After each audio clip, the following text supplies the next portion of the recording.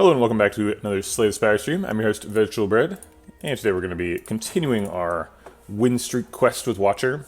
A disappointing loss yesterday, so we're at 0 out of 3. Let's go ahead and do our swap. Astrolabe. Haven't had an Astrolabe yet during this series. Let's go ahead and take a look at the map to see what we want to Astrolabe. If we're not able to get very many elites, we would Astrolabe 3 strikes. This is a similar but distinct situation, where we get 3 elites, but they're all late. We're doing like these 3, or potentially these 3. I guess it would be this one and these 2, because this has an extra fire. In fact, we're never going this way, we're always going through here. So we're always going to end up doing this part. And it's just which of these 3 elites do we want before that. Oh wait, we can get 4 elites. F that. Yeah, let's get 4 elites. Okay, so we're going to go here. Artifact Potion, that's true. That's a good point. I didn't think about Artifact Potion. Good morning, Miafa.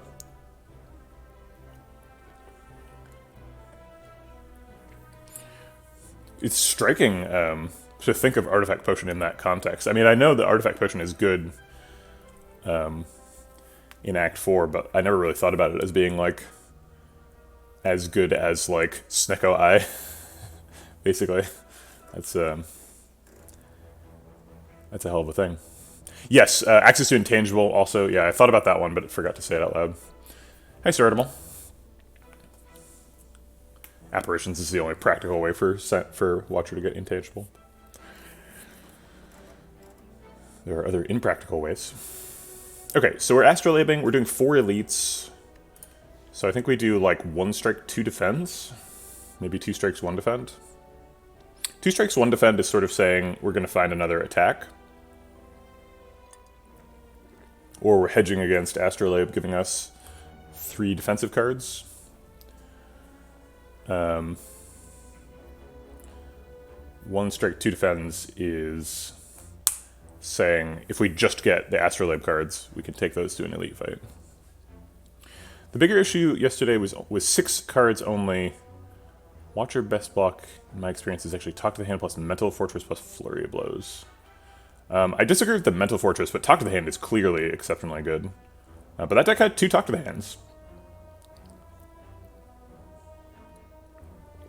Also, it was a deck that Relic swapped into a Velvet Choker. Do you really want to do Mental Fortress Flurry of Blows in that deck? I don't think so.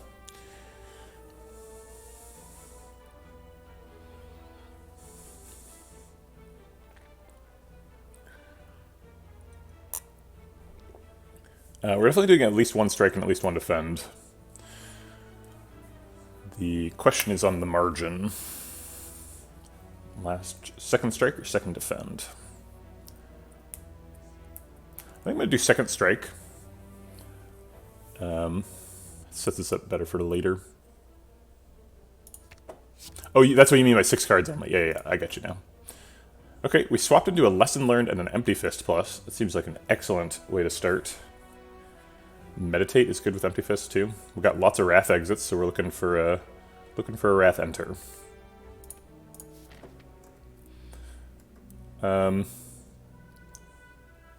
It's hard to complain about Velvet Choker though. 6 cards should be plenty. If those cards are like, you know, Worship Wallop, then you're fine.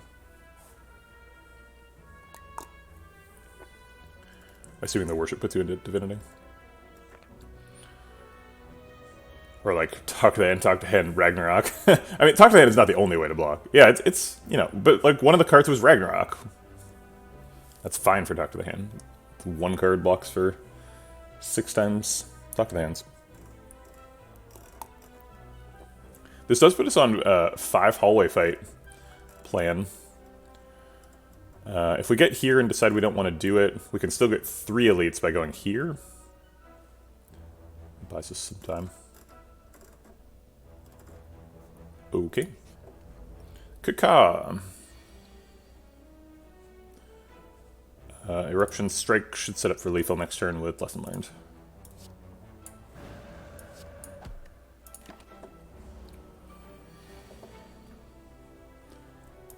Yep.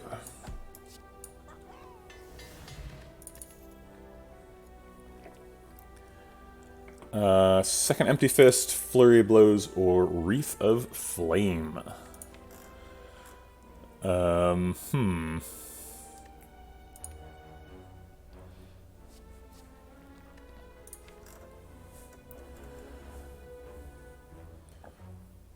Main feature of the deck here is Lesson Learned. We already have one Empty Fist. Maybe we take a second one. Do a bunch of Calm entering and exiting. Empty Fist has a hell of an upgrade. Lesson Learned is likely to upgrade whatever card we put in our deck at this point.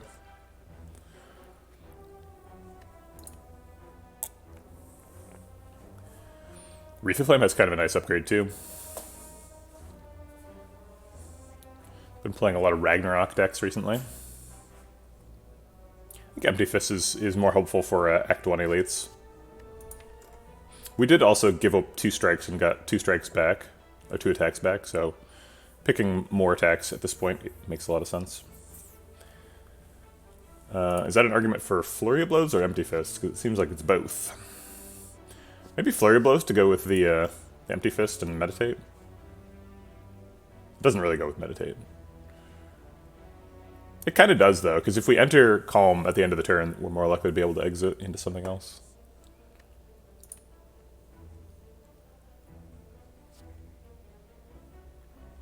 Yeah, I'll grab a Flurry. We're going to be, like, meditating back our Eruption a lot, I think. Okay. You can just Lesson Learned right now. We can almost kill both. Oh, no, we don't have 4 energy. Okay, let's just Lesson Learn now. And try to save some health. Flurry, Vig, Flurry, Empty Fist. Flurry, Meditate, I guess. Guaranteed lethal next turn. That was kind of flip. I took 2 extra damage there. Probably should have done better than that. Could take our 3rd Empty Fist here. Battle Hymn's pretty nice. Battle Hymn fights a little bit with Lesson Learned and Meditate. Meditate Plus means that we are going to have some hand size problems, theoretically. And Lesson Learned means that we want to wait until we end the fight. Sometimes Battle Hymn prevents you from waiting to end the fight because you fill your hand up with smites, and your only option is to kill. On the flip side, Battle Hymn works great with Meditate, because that is, like, 2 of the 3 ingredients for an establishment deck.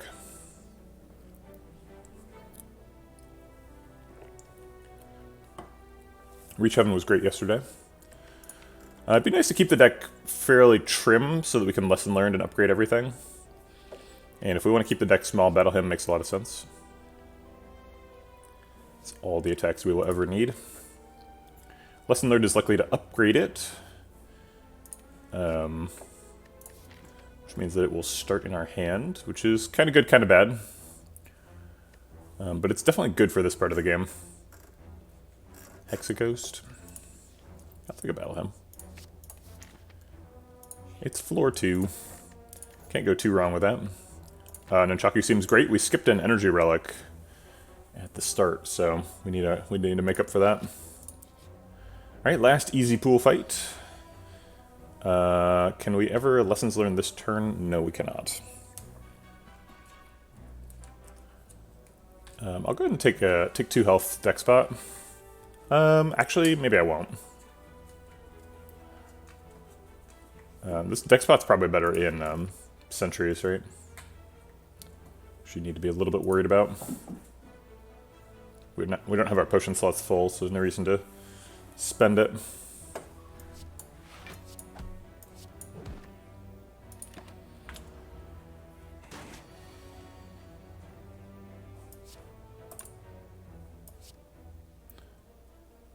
I think Battle Hymn Strike is the line.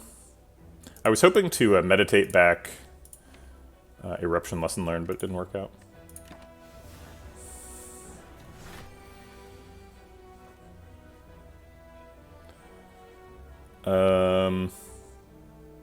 Double Defend is definitely happening. Like, Flurry, Empty Fist, Meditate? Wait, can't do that.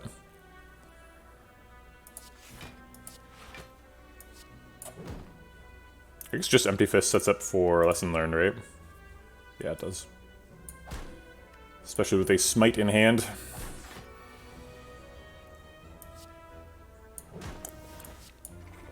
Okay. Took a little bit of damage there. Second Flurry. Seems unnecessary. We've got to battle him now, so we don't really need to be taking damage. So it's Protector Skip. Second Flurry actually makes some sense with Nunchaku. Just play a bunch of cards. Die to Time Eater.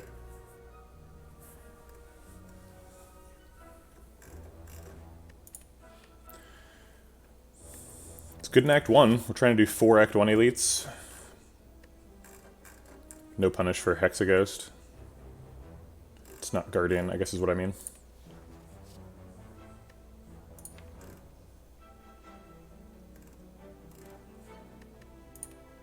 Alright, I'm all in. Let's do it. First hard pool fight. Eruption Strike would kill this middle one.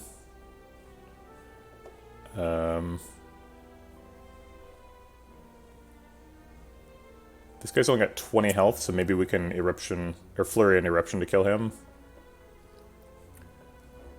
Set up for Lesson Learned, get the last kill next turn.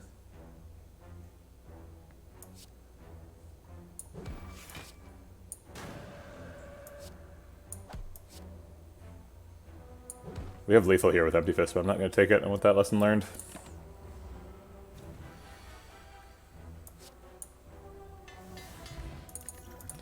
Okay.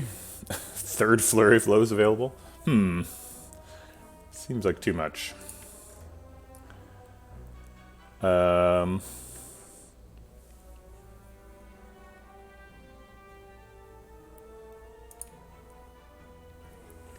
Bowling Bash is an option. It's good against Sentries. Not particularly good against Hexaghost. It's good for Act 2. Do we ever take a third Flurry? We do have a Nunchaku. What's the limit here? Since you were a tea drinker, what is your tea of choice? Honestly, I was not a tea drinker before, like, last year. I, like, never drank tea. My wife would drink tea occasionally. And, yeah, I guess I don't even know how I, like, got started. But I just drink this crappy chai tea from a,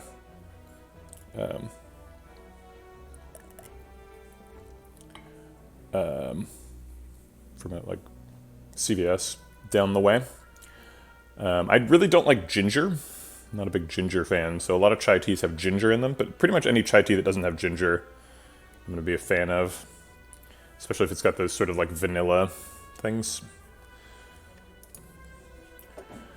Vanilla notes, I guess I should say. These all seem pickable.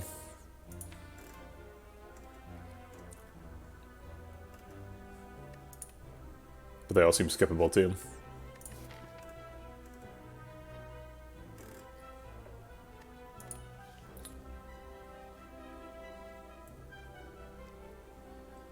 Oh yeah, I need to put the baking tag on today's stream. I'm baking.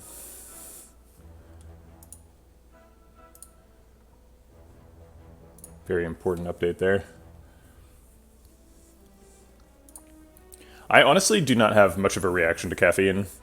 I can, like, drink caffeinated beverages, like, right before bed and still sleep. Although I didn't sleep well last night, so I don't know what that tells you.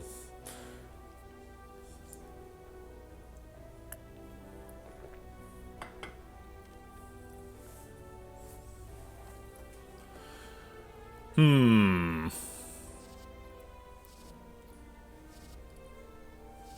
think I'm going to skip because I think I can. I want to keep the deck small if possible. Alright, are we committing to a Mega Elite here? Yeah, it seems like we're going to survive a Mega Elite. Might have to rest here, and then 2 more Elites, and then rest and do another one. Seems great. Okay. 9 plus 4 is 13, plus another 13 is 26. So we could kill one. And then take 9 damage back. Seems like a lot of damage to take. But the alternative is we block and take 7, so it's not really any better.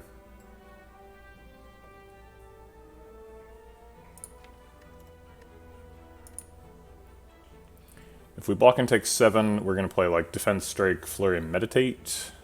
Meditate back the Strike and Defend, I guess, since the Flurry will come back for free. Or maybe the Flurry and the Strike. Problem with that line is we can't meditate back the Lesson Learned, because it'll still be in our hand. So we won't be able to set up a Lesson Learned next turn, and we think we probably want Lethal next turn. So I'm going to take the Lethal now.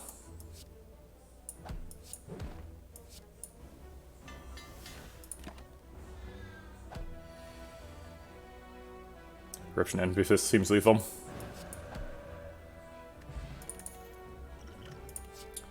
There's Tantrum. I think we usually pick that one. Seems good. Gambler's Brief seems strictly better than Swift Pot. I think we're still saving the deck spot in case it's Sentries. It is not.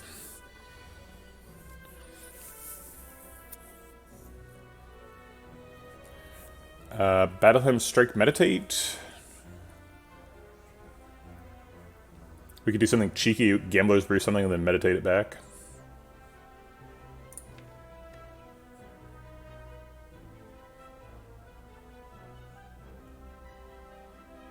We definitely want to play Meditate, because Eruption or Tantrum next turn is fantastic. Flurry and Empty Fist as well. I think we want to save the Gambler's Brief for next turn in case we draw like Triple Defend Vigilance. But most of the cards are good.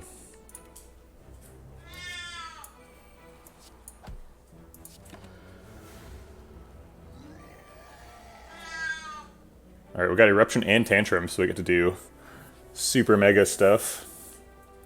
Probably have Lethal here if we want it. Yeah, I think we probably do. Lesson Learned is nice, but this is Gremlin Nub, and it's a Mega Elite.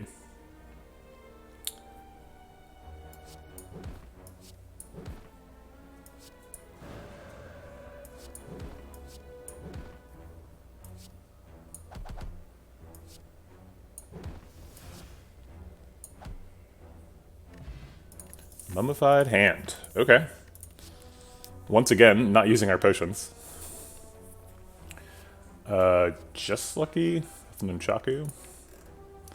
We've already got 2 Flurry of Blows. I think we're full on 0-cost attacks. And just attacks in general. We picked a Battle Hymn to try and avoid picking more attacks, and then we picked more attacks.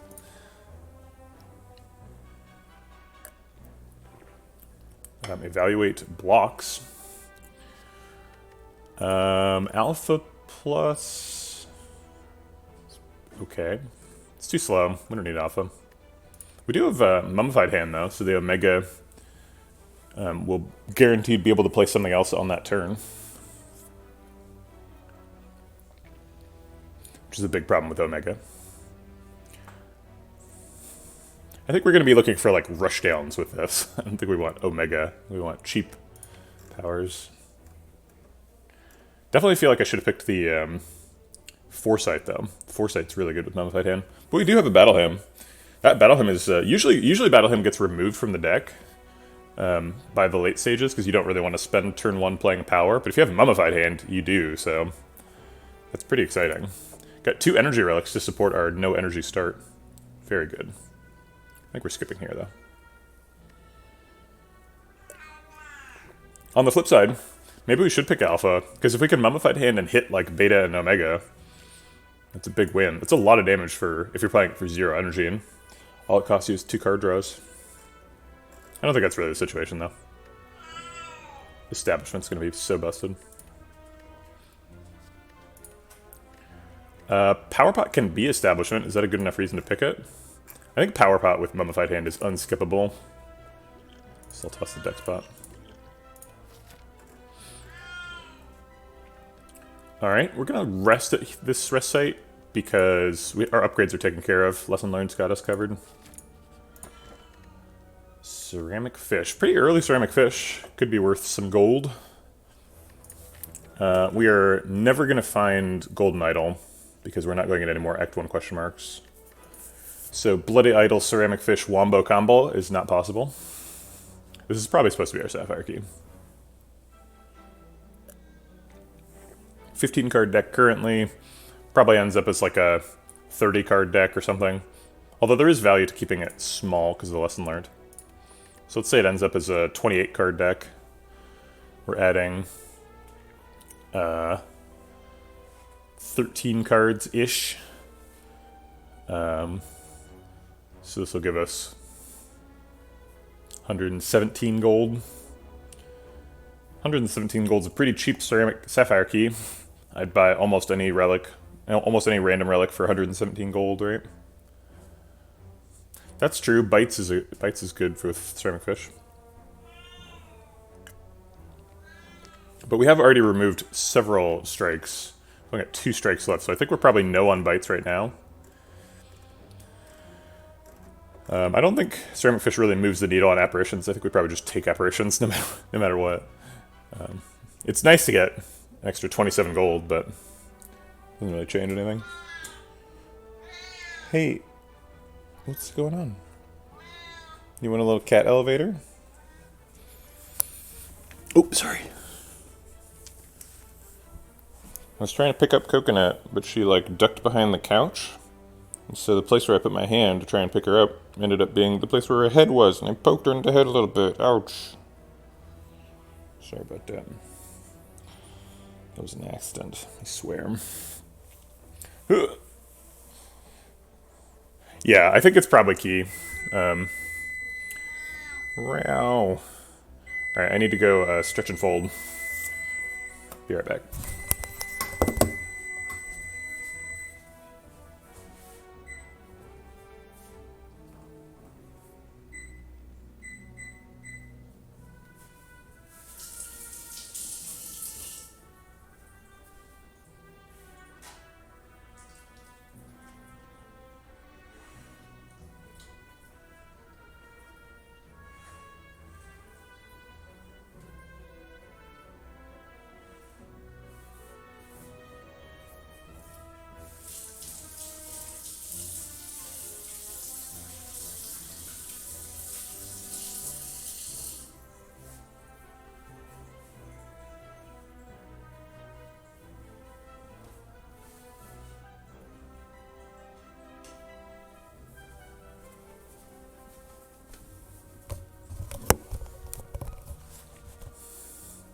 Alright, let's grab a key.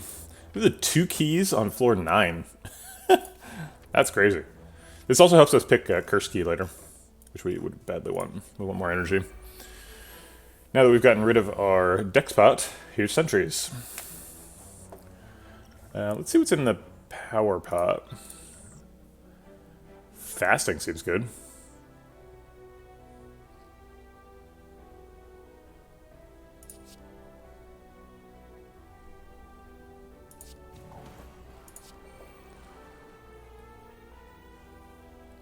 It's a sentry fight. We don't need lots of energy. We're only going to draw two energy worth of stuff anyway. Also, we have 2 energy relics. Mummified Hand and Nunchaku. Nunchaku's going to proc next turn.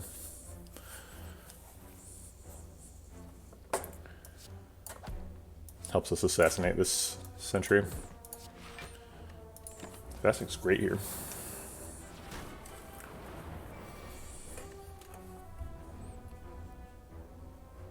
I guess it is a little bit funky with smites, right? That's okay.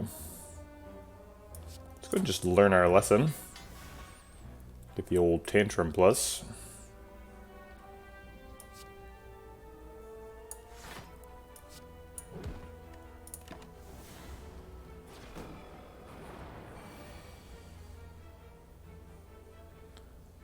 Vigilance blocks out.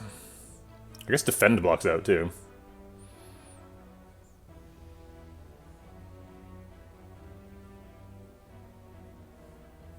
We could Defend Meditate, take back a Tantrum, and a Flurry. I would only do that if it kills somebody next turn.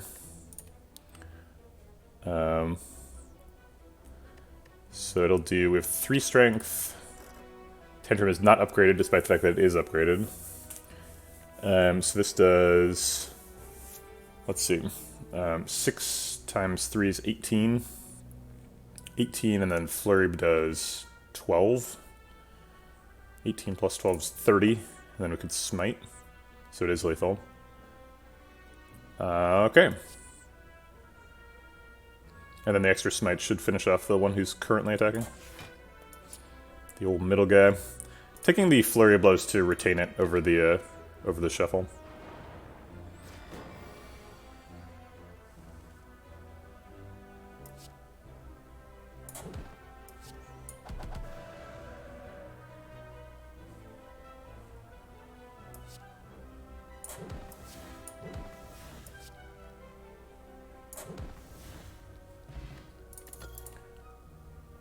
Okay. Empty Mind seems great. We've got an extra Calm Enter. Draw a bunch of cards. Helps us get out of Wrath. Even with 2 exits, I would say Tantrum is putting us in Wrath a little bit too much here. And you need like 3 exits to counter 1 Wrath, in my opinion. Excuse me, to counter 1 Tantrum. I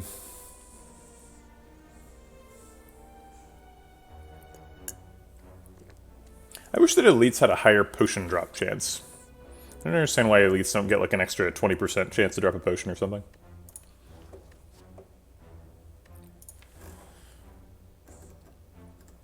Got 2 Flurry of Blows in the deck. Empty Mind has to be good, right? You don't need an exit if we just kill enemies. Good point. But what if the exit helps us kill enemies? Gang of Gremlins. Rude. We can Flurry Lesson on Fat Gremlin. And then Defend. I guess there's 2 Fat Gremlins, so we're not getting out of that. So we might as well Lesson Learned on the Sneaky Gremlin.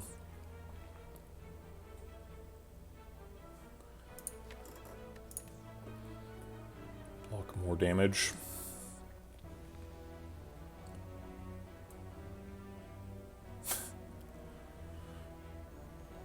Okay.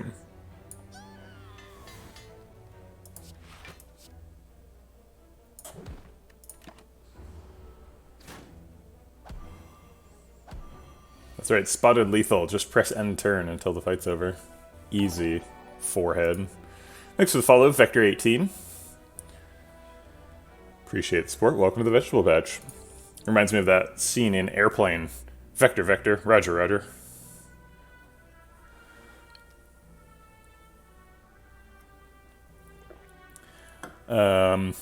Sorry, it's what's our vector, Vector? Vector's the navigation guy. Why do they have so many people in the cockpit in Airplane? There's like 3 people in the cockpit? It's like a normal-sized airplane. This is 8 damage, this is 3, that's 11. That's how much health Fat Gremlin has. Let's do that. These do 12. He's probably the next target. Let's hit him. Yeah, Airplane the movie. That's what I'm referring to. We'll defend, meditate. Only question is, what do we meditate? Corruption, defend plus?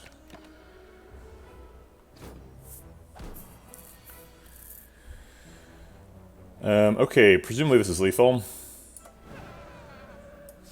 You can get mad all you want. We're killing you. Tranquility is another exit. Gets us back our flurries. Draws cards with Empty Mind. Overlaps with Meditate a little bit. We've got an Empty Fist and an Empty Mind. We should probably take at least 1 Tranquility. Alright, trank me up. Let's do it. We could repeat our Monday stream by smoke bombing an Act 1 Gremlin Nub. But that ended pretty poorly for us, so I'm not sure we're super excited about that one. Only effective way to use our energy this turn is battle him in Tranquility. Or we could just battle him Lesson Learned. Also not very exciting. What if we just battle him Gambler's Brew? Throw it away, get some new stuff. I'd prefer to Gambler's Brew after, like, meditating, because meditating increases our hand size by 2. I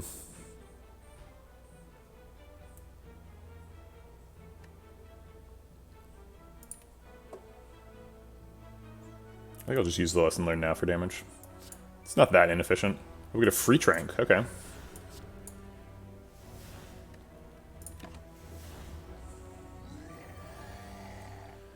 Okay.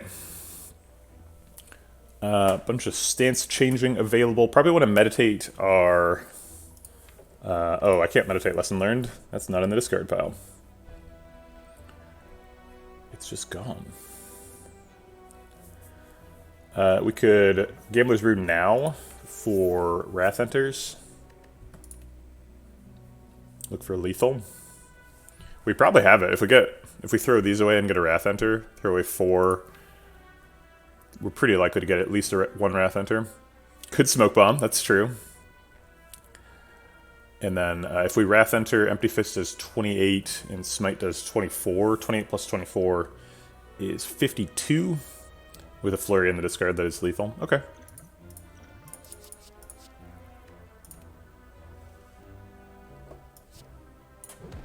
Misclick and Smoke Bomb. We want the maximum number of attacks so that we can Nunchaku. 28 plus 9 plus 12. It's 28 plus 21. Yeah, that's enough. Oh yeah.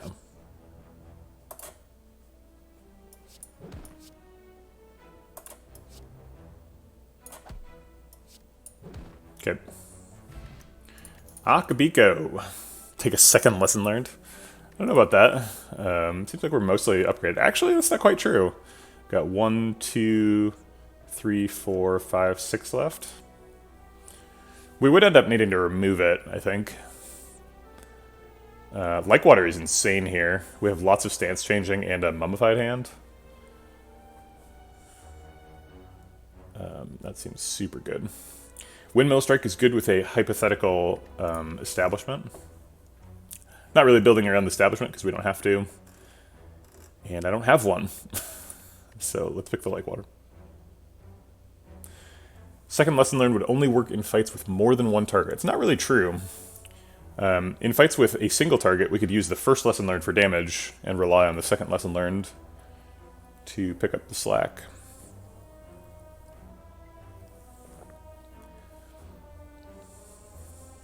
And our uptime for Lesson Learned is doubled.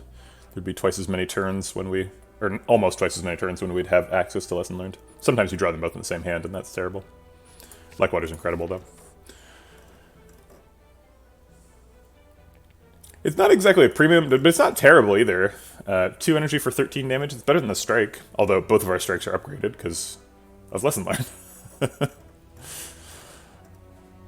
It's a card dense. It's a tech for Time Lord.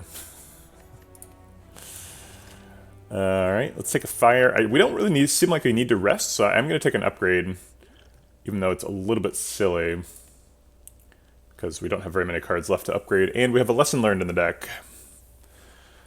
Part of me wants to do Eruption because it's been hard to play. We're a 3 energy deck. We're getting a lot of use out of that Nunchaku.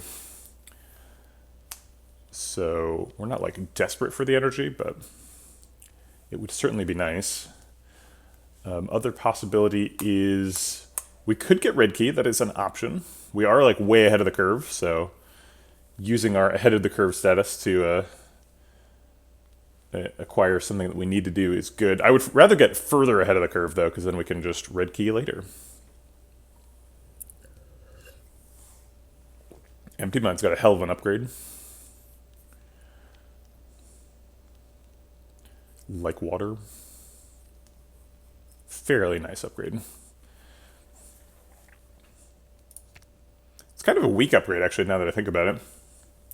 I guess it's like 40%. It's decent. Oh, sorry, 40% is the way that I don't like of evaluating percentages. The unbounded approach. It's an increase of 2.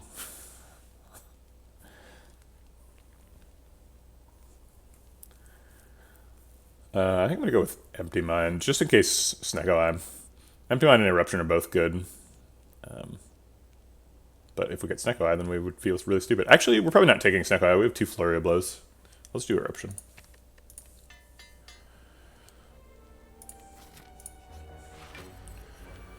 Laga. Okay, we're going to get to play all the cards. Unfortunately, Meditate doesn't have any targets. Because we can't strike without waking him up. And Tranquility won't be in the discard, neither will Like Water or Battle Him. We have 5 energy.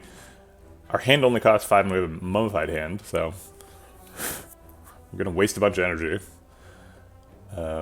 This turn 1 is insane. We have a Battle Him plus, it's innate, and a Mummified hand, so it's always going to make something in hand cost 0. And we have a Ancient Tea Set. This deck needs like a Deva form to set up on turn 1. Like a bottled Deva form. Weren't we offered a Deva form? Oh no, that was from a Power Pot. Alright, whatever.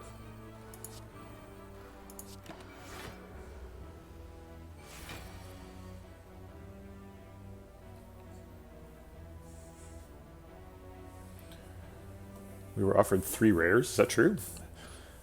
I kind of want to get the Akabiko on Tantrum here, so I think I'm going to wait, collect another Smite. We'll get the Flurries back anyway.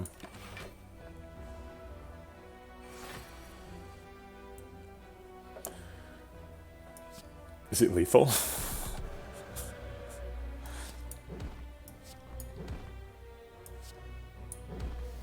Yes, it is.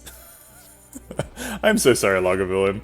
You try so hard, but it's just... It's tough to be a Lagavulin. It's really tough.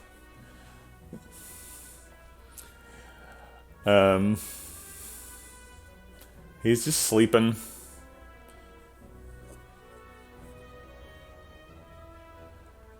Well, the lesson learned we weren't really offered. This one came from a Astrolabe, so that doesn't really count. We were offered a second lesson learned. Now we can find establishment more easily? Huh, I don't know what you mean by that. Are you talking about the Deceive Reality? It has synergy with... Oh, question card, I see what you mean. Yes, that's true. I have negative impressions about Deceive Reality because yesterday, in the run we lost to the Heart, we drew 2 Deceive Realities, and it was like, that was most of the block cards in the deck, but it wasn't enough. And it's like, what's the point of Deceive Reality if 2 Deceive Realities in a deck with 2 Fastings isn't enough? Like, why would you pick this card then? But I don't think that's really Deceive Reality's fault. It's just me being salty.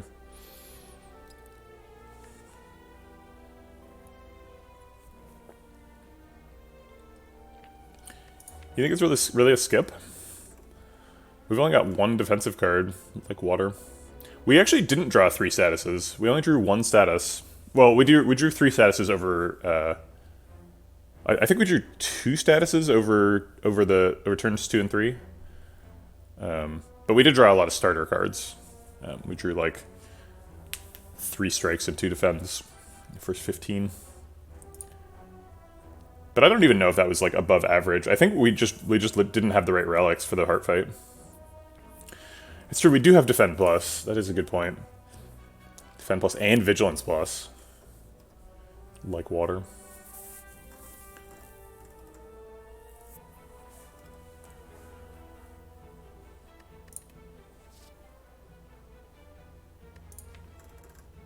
Yeah, we're probably going to upgrade Like Water at the campsite too. Doesn't seem like we need health. We're right below 48, which is super comfy.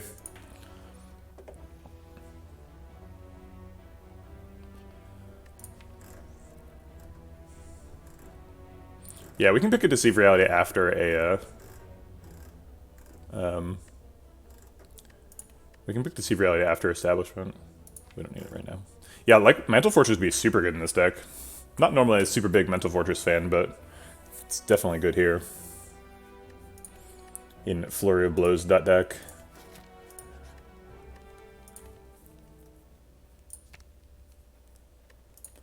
Okay.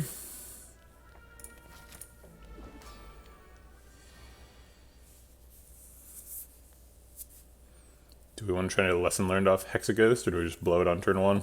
Can you drink this in this fight? No, you can't.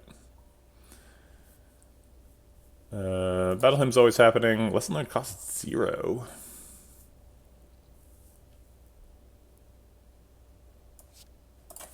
If we flurry, we miss the Tantrum interaction. Probably don't want the Tantrum interaction because his big attack turn is next turn. So I don't really want to be saving Akabiko particularly.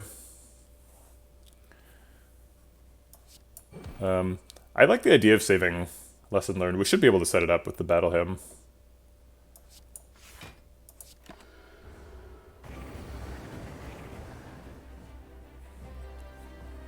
Okay, Empty Mind draws some cards. Redraws Flurry of Blows.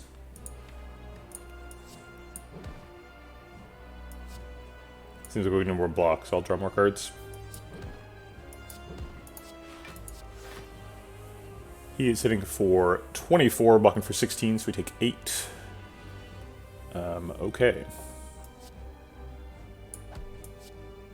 Could get more energy with Tranquility Empty Fist, but we can't really do anything with it, so we just get an extra strike.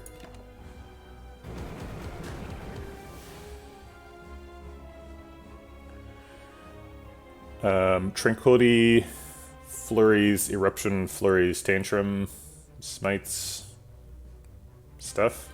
I guess we can start with Vigilance. Vigilance blocks out and we save the Tranquility. Sure.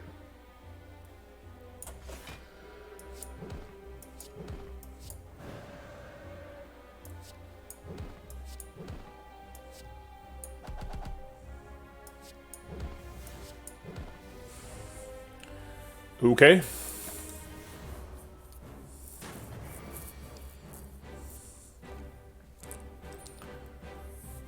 We can Tantrum again.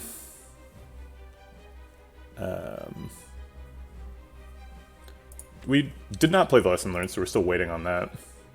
We want to set that up, if possible, this turn.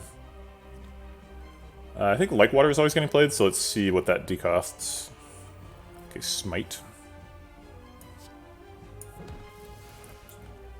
I think it's gonna be like Tantrum.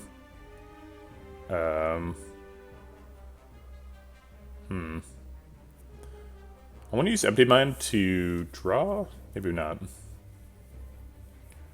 going to play the Defend Plus, and I'm going to enter Calm. So we're playing Tranquility and Defend. I guess we don't need Empty Mind.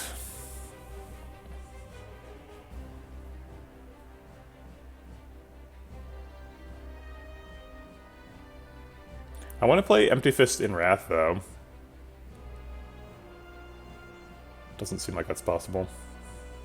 I guess he's only hitting for 12. We could just Tantrum, Empty Fist, Tranquility.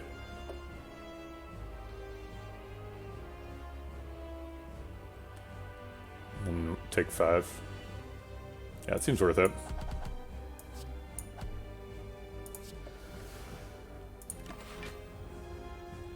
Trying to set up Lesson Learned in case we draw it next turn. Okay. Defend, defend, strike. Probably just should have done defend, strike, smite. Oh well. We should still have it set up. It is being pesky, not drawing. It's bottom decking. So we just need to put him at 13. It's pretty easy to do.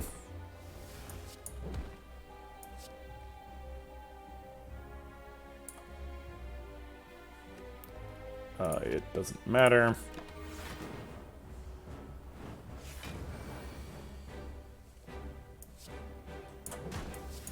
Okay. Learning lessons off of Hexaghost. The third shot at lesson learned. I lost a bunch of packets. Yeah, I see that. Where did they go? If anybody sees any packets floating by, let me know. I have lost 300 of them. It will take a great effort on all of our parts to recover those packets. So we cannot lose them, or else we will have lost an important chunk of the internet forever. Oh wait, I have a local recording. Never mind.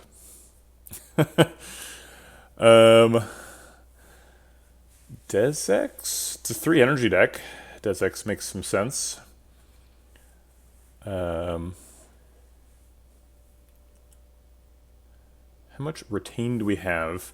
A comfortable amount. You talking about Spirit Shield?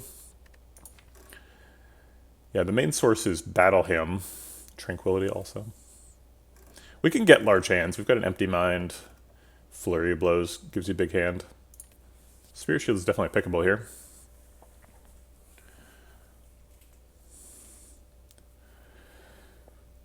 We could pick Wish. Wish is pretty good in the deck. We do good things with strength scaling. Worst case scenario, it's meta scaling. Could be some block. Probably getting an energy relic, hopefully.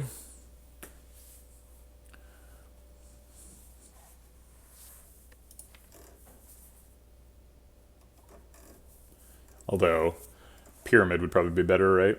Runic Pyramid would be pretty good. No establishment here. That is notable.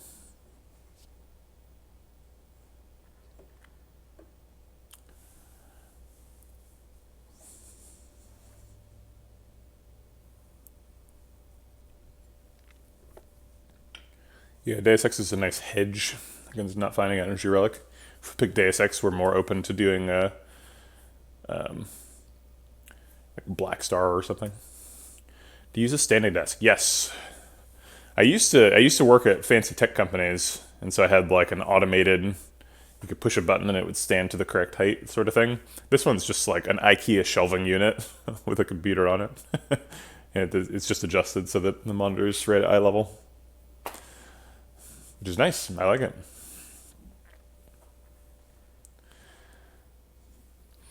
It's true, yeah. I'm worried a little bit about hand size if we pick Deus Ex, especially since we have Lesson Learned, so Deus Ex is going to get upgraded. Being able to accommodate 2 extra cards in hand is not always going to be possible.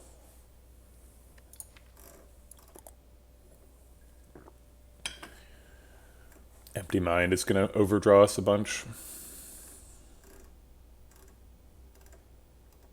Kind of a first world problem though. If Empty Mind like overdraws you with Deus Ex, you're like, oh no, I have a bunch of cards and extra energy. What will I do?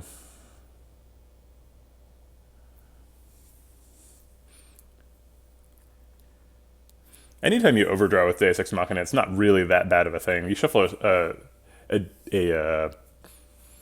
positive energy status into the deck, and you have extra energy to play your obviously full hand worth of stuff. It's not ideal, obviously, but it's between Deus Ex and Wish here. Spirit Shield is kind of a sometimes maybe. We do get quite a bit of value out of strength scaling. 2 flurries and Tantrum.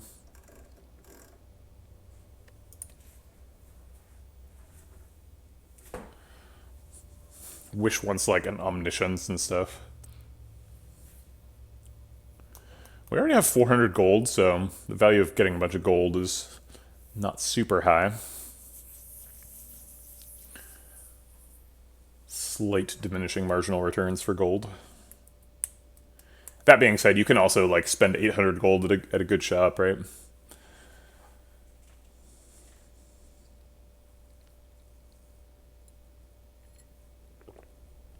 Sometimes the game's like that. It's like, do you want a Talk to the Hand and a Fossilized Helix and a Chemex? And you're like, yeah, I do. I'll take it all. Can I have one of your Carter moves as well? Ooh, thank you. I find I die picking Wish a lot. Yeah, same. It's a dangerous card to pick. Any card we have here, we should imagine drawing it on turn 1 against Slavers, right? And Deus Ex would be a great card to draw turn 1 against Slavers. Although, is it? I guess the good thing about Wish is it gives us a really good Mummified Hand target. That's kind of a good thing about Deus Ex Machina too, because it lets us clear out our hand so that we have a specific card as the target. And then it lets us pick like an Ragnarok or something later.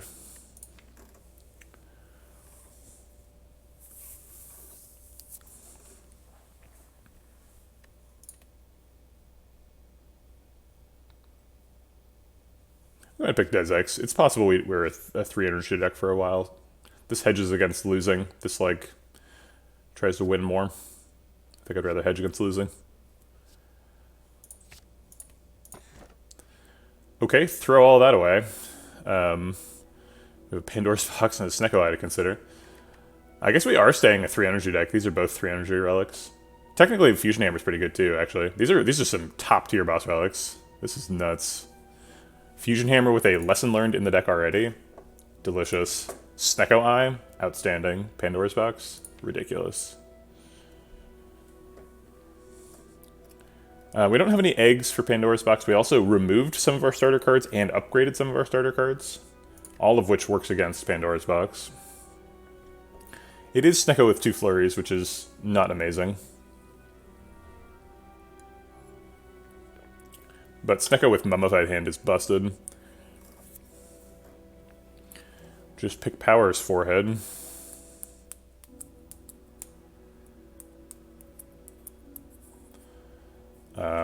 I apologize. I said I've done the forehead meme twice in a stream. That's like 2 times too many.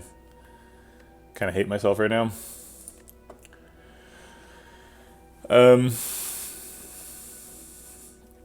Is it just Fusion Hammer?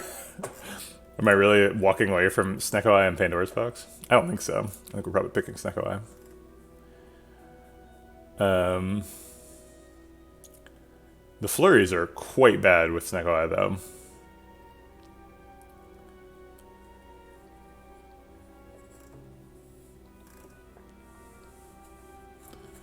If we pick Fusion Hammer, what are we doing at campsites? We haven't rested. Well, I guess we did rest once, although it wasn't necessary. We haven't rested much. Doesn't seem like we're going to need to. If we can't upgrade, I guess we still have recall to do. Yeah, more aggressive pathing might not be available, though.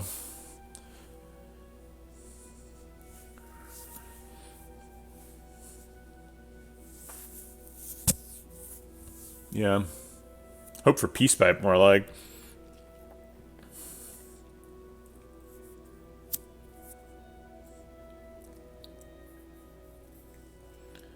Four out of 5 runs I watch that take Snecko Eye lose from what I've seen. Snecko gives great results until you have 1 turn where everything costs 2 or 3 energy, and the enemy swings for 64 damage. Yeah, I mean, you lose the game sometimes. It's not an easy game.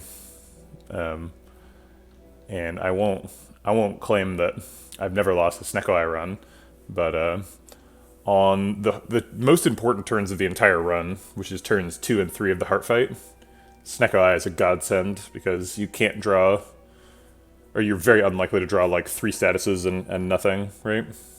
You're gonna draw some stuff because drawing 2 extra cards a turn is really, really super good, it turns out.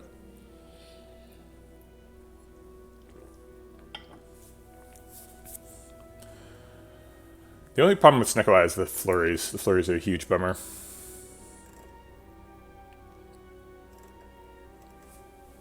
Meditate is super busted with Snecko Eye too. We can take like a 0-cost Ragnarok from the discard. Put it back in hand.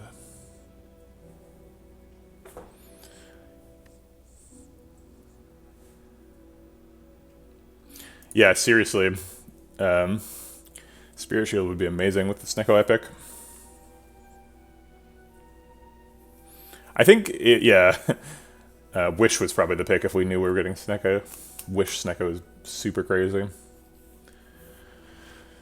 We're probably going to a Shopped in early Act 4, which means we can remove a Flurry.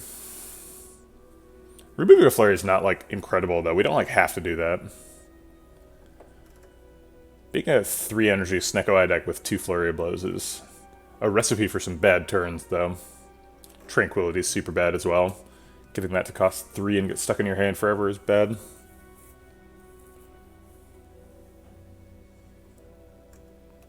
That's true, Deus Ex is a reasonable pick if we have Snecko as well. Although we're definitely going to overdraw if we have Deus Ex plus, Battle Him, and Snecko Eye. That's going to get overdrawn every time.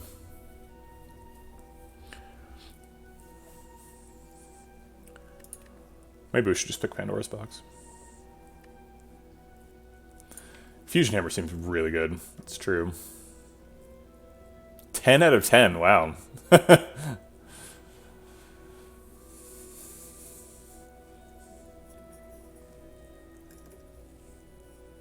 I mean, if we pick Pandora's Box, we get Talk to the Hand sometimes.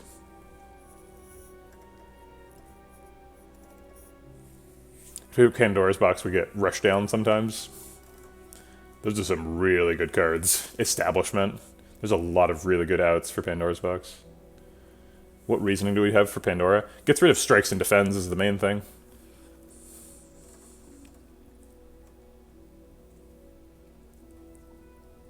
It's true. I think the main argument against Pandora's Box is it's kind of low impact. We only have 5 starter cards left.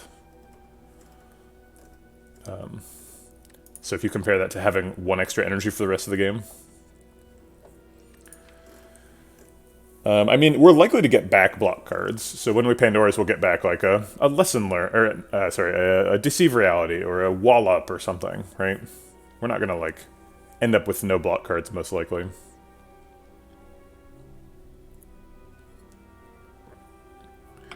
Yeah, people keep talking about the upgraded strikes. I'm not really that excited about them. I mean, it's true, they do 9 damage. Okay, cool.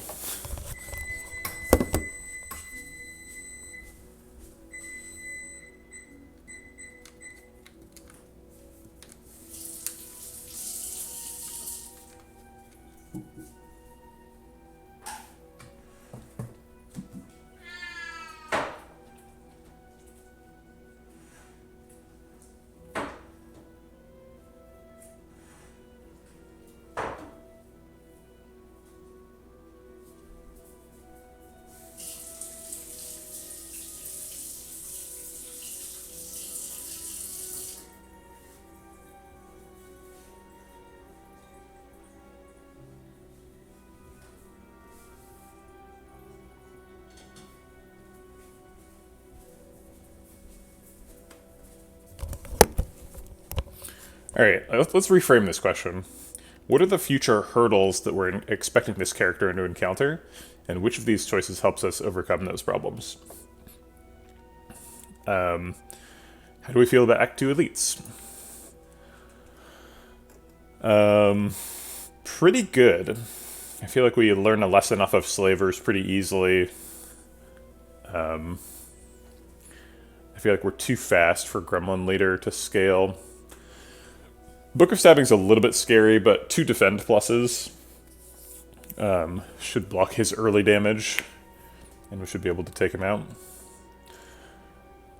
We also already have our green key, so nobody's going to have like extra strength or anything crazy. It'd be nice to have a Talk to the Hand against specifically Book. So I don't think Act 2 Elites are really the problem.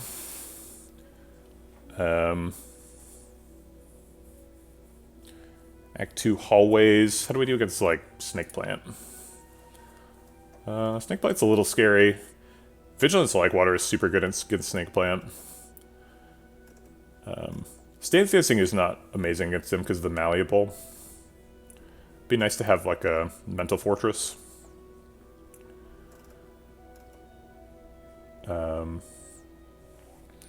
Okay, and then Act 2 boss fights, I think we're fine. We do enough damage in boss fights that I'm not really concerned about any of them. Hardest is probably Champ. And like Act 3 hallways are a bit in the distance, so I'm not like, they're not necessarily the next challenge to encounter. I don't think we're too worried about those right now. Act 3 boss fights, a little bit concerned about Time Lord. Flurry of Blows is not good against him. It seems like for Time Lord we'd want to add a Divinity angle to the deck, and then like Divinity do a bunch of smites. The Establishment thing doesn't really work against him. Water's great. Again, Mental Fortress would be really good in that fight. Anything that makes the deck more dense, fasting. Wallop.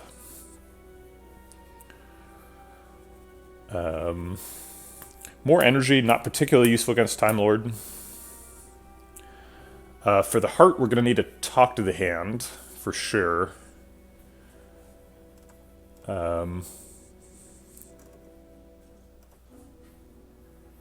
And some other stuff as well. You're going to need like a lot more defensive resources and like a way to do damage caps. We have Tantrum. Tantrum and strength scaling is probably the path. Or at least a little bit of strength. I guess we're probably just like doing lots of attacks, right? Just talk to the hands and rush down and stuff. So I think that most of the problems that we're expecting to have are solved by cards not having extra energy. I don't think having extra... like, I didn't mention energy once in talking about the problems that I expect to have in the run. I don't think energy is a huge problem here. Like, maybe it would help against Snake Plant, but I think Fusion Hammer is just wrong. I don't think Fusion Hammer actually helps us with the things that are actually a problem. I'm gonna pick Pandora's.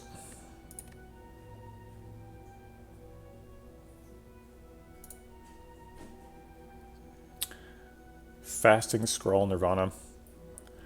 No block things other than Nirvana. It's a bit of a concern. How do you deal with Donu and Dekka?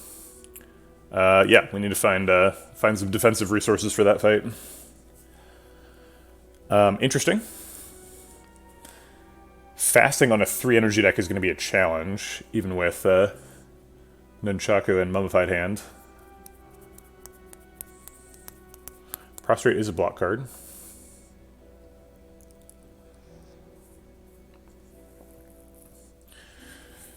A lot of zero-cost stuff. Scrawl plus costs 0, follow-up costs 0.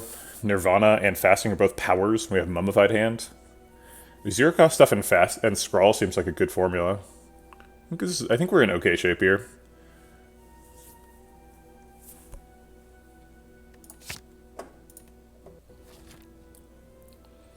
Not the best for Act 2. A little bit of trouble for Act 2. There is a 3 elite path with a bunch of question marks. If we go this way, early shop is a priority because we have 400 gold. Do these, get an extra fire there. Do 2 more elites, probably skip that shop. Go to the question mark. If we don't like that last elite, we can get an extra question mark. Seems like a great path.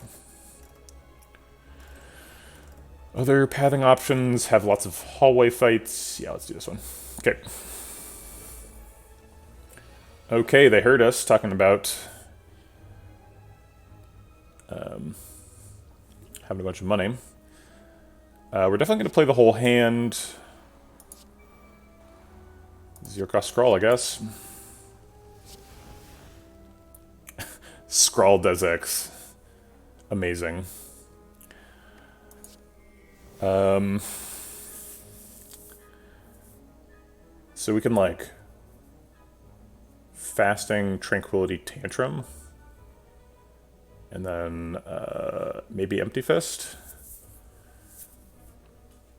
So Fasting has to hit something. If it hits Vigilance, Empty Fist, or Meditate, or Tantrum, or Follow-Up, which are the only targets, then we're able to exit. So this is safe.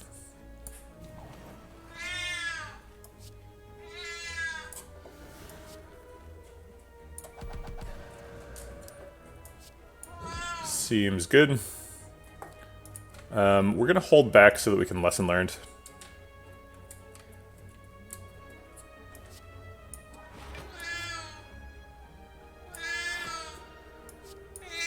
Okay, okay. Yes. Yes, Coconut.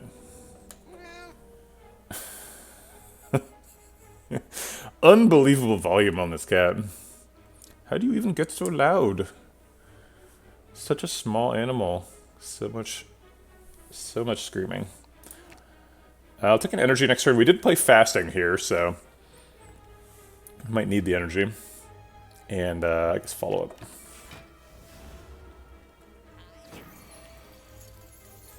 Got the lesson learned. We want to play as many attacks as possible. So it's like Miracle, Double Flurry, lesson learned, probably. Double Flurry follow-up, yeah.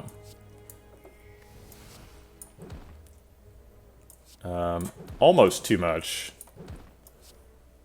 But it's perfect setup. Alright, got that Scrawl Plus, 400 gold now. Okay, what are we doing here? There's a fasting in the deck. Hey. What are you doing? If we had the Establishment, I might pick Perseverance, but we don't. Swivel could be good with a hypothetical Ragnarok. That's not very close to what's going on now. Foreign Influence is pretty nice. Cost 0, gets us a 0 cost attack. Are we still looking for Establishment? I'd say yes, I think. Mostly because of Mummified Hand.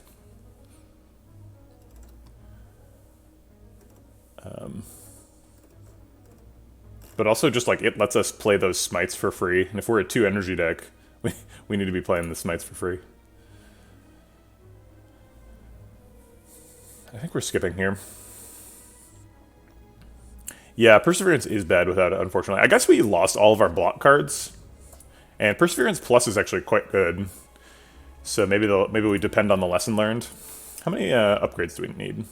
1, 2, 3, 4, 5, 6, 7. 7 upgrades.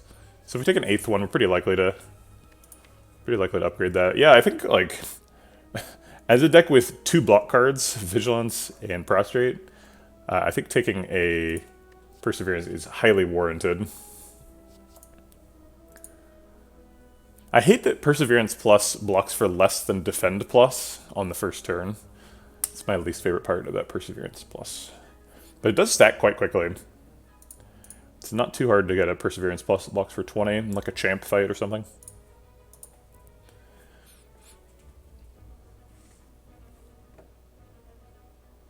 Alright. Duplicate a card. Darn. We don't have our Talk to the Hand yet. Is it like water? Empty Mind? Meditate, maybe? Ooh, maybe Vigilance. No, Vigilance is too expensive.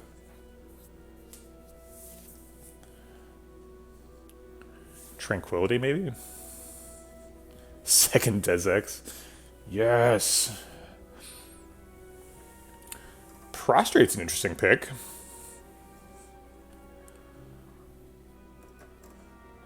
Seems weird to pick an unupgraded card. We could upgrade our fasting, or take a second fasting, be a 1 energy deck with a scrawl in it. Yeah, Like Water Plus seems like a hell of a card. I'm not against second scrawl. I considered that for a second. I haven't said it out loud, but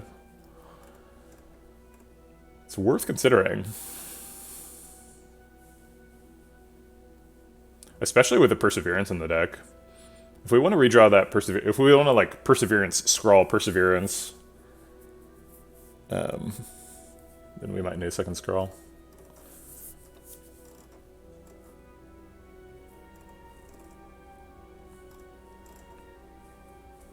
I think it's like water.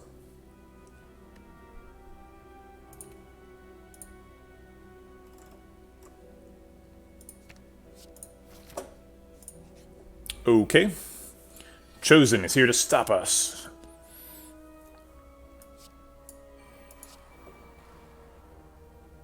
I'll Perseverance and then Meditate just for the hell of it.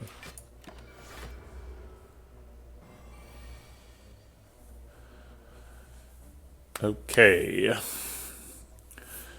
We don't want to play too many attacks because of the thing that this fight is all about. We're already running into hand size problems. Holding 3 cards is already too many because we generate 1. Or I guess that's holding 3 cards is acceptable, but that's our limit because we can we generate 1 and then we can draw 6. Too many non-attacks. I mean, I don't know what the context is for what you just said.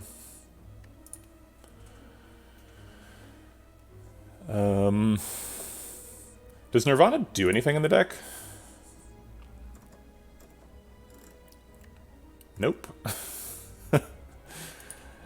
Cool. You said you wanted to play as little attacks as possible. Maybe I said attack when I meant skills for the Hex. I don't understand. Yeah, Nirvana is definitely the remove. If you say, does this card do anything in the deck? And the answer is no, it's like, oof. That one's not very good. Got a Nirvana Curse. I guess it technically procs Mummified Hand, right? The problem with this turn is that we have access to like 6 energy and nothing to do with it. What we want to do costs 1 energy. We want to hold the Smite for when we're in Wrath. Follow-up costs 0. Prostrate costs 0. And we don't want to play it. Nirvana makes something else cost 0. I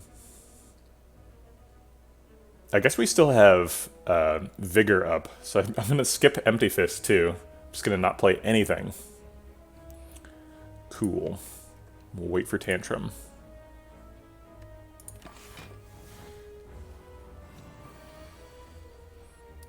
No Tantrum. We did get a Fasting. Probably draw a Tantrum.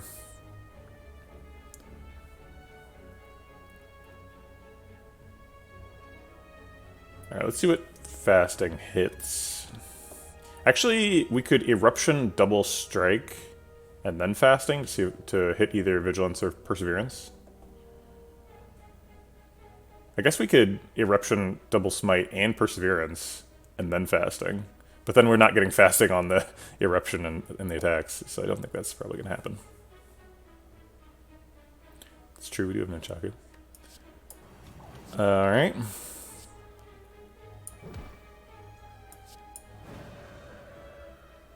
Did hit Vigilance anyway. It's what we wanted from the very beginning.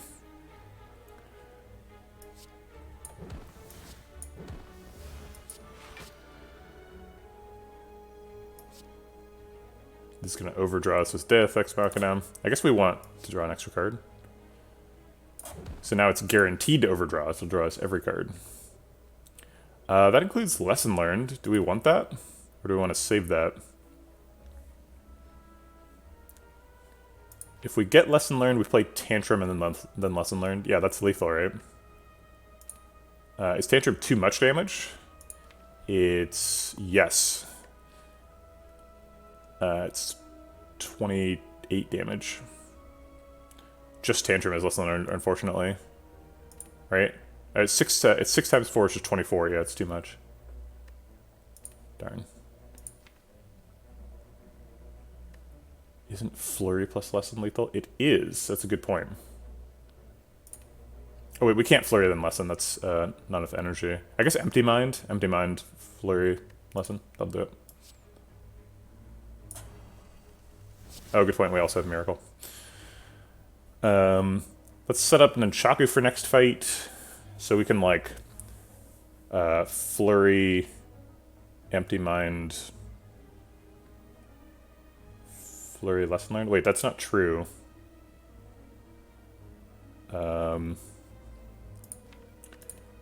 If we Miracle and then Empty Mind, do we draw 3 Dazes, or do we shuffle? Oh, we can Like Water to get an extra... get an extra daze. So Like Water Miracle gets 2 Dazes, and then Empty Mind draws 3 Dazes. So that we can redraw the Flurry. That's true, Tranquility also gets a daze.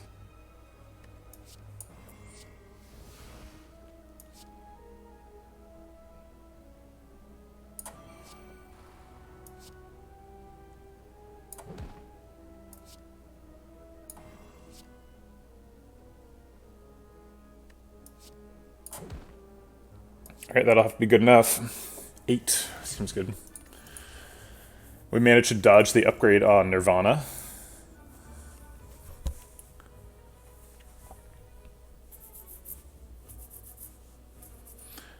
Flying Sleeves is okay with, whatchamacallit, fasting. Cut Through Fate would help us enable the Nirvana to actually do something. But I think we're about to remove the Nirvana from the deck, so not too worried about that.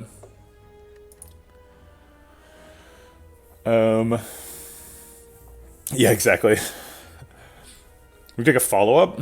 It seems like we do need zero-cost stuff, because we are a 2-energy deck after fasting. Follow-up is also an excellent, whatchamacallit, mummified hand target, because then it's worth positive energy. It's already worth, on average, positive 0.1 energy with Nunchaku.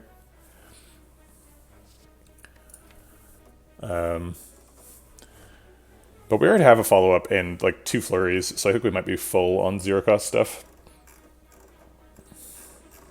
Alright, let's go see what the shop has. You have an establishment? Oh, it does! Holy cow. Establishment and Teardrop Locket? Thinking. Omniscience is here. I guess we can't play Omniscience yet. But I would like to Omniscience a Fasting or a Like Water or something.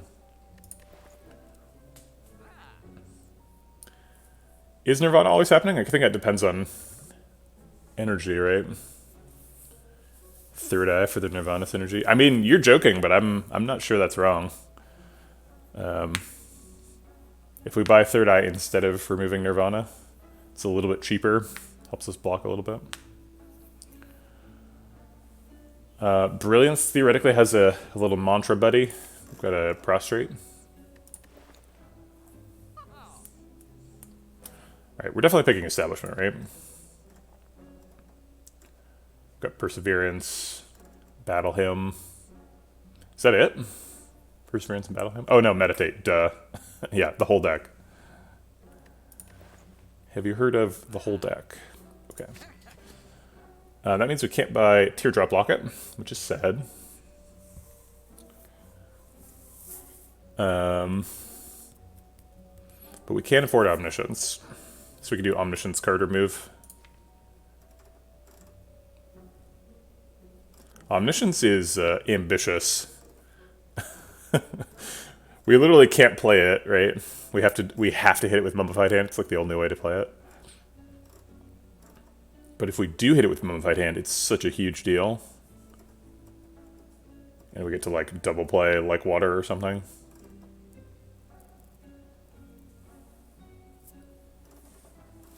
This is the highest energy, low energy deck possible. It's true, we can play it with Dezex, we can play it with Nunchaku. It's possible to play. It's just not likely.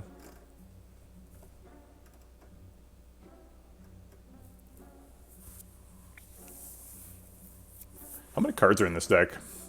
22 to start with, but then 1, 2, 3, 4, 5, 6, 7, 8, 9, 10, 11 get removed. So it's actually only an 11 card deck currently. Not too far from being a Rushdown combo with a Scrawl. Got a Tantrum already. I guess we'd need a inner piece or something, but.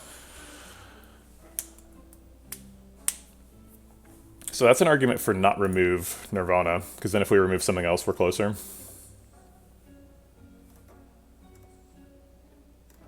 Because Nirvana's a power, doesn't cost us anything.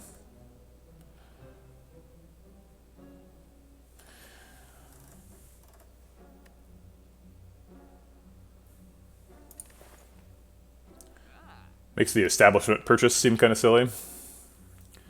What is that something else? Yeah, exactly. It's like a Flurry of Blows gets removed, or an Empty Fist or something. Follow-up, maybe? Prostrate.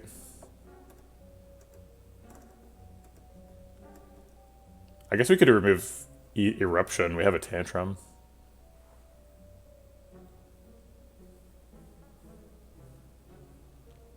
Oh wait, with Establishment Meditate, we can ignore the cost of cards, so we actually don't need a Inner Peace or like or Fear No Evil. We can just decost a Vigilance and then combo. So we're just 1 rush down and 2 card removes short.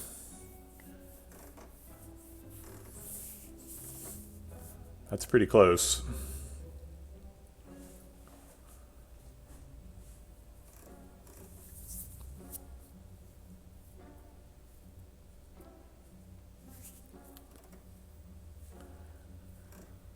I'm gonna count the cards again. So 22, 1, 2, 3, 4, 5, 6, 7, 8, 9, 10, 11, yeah.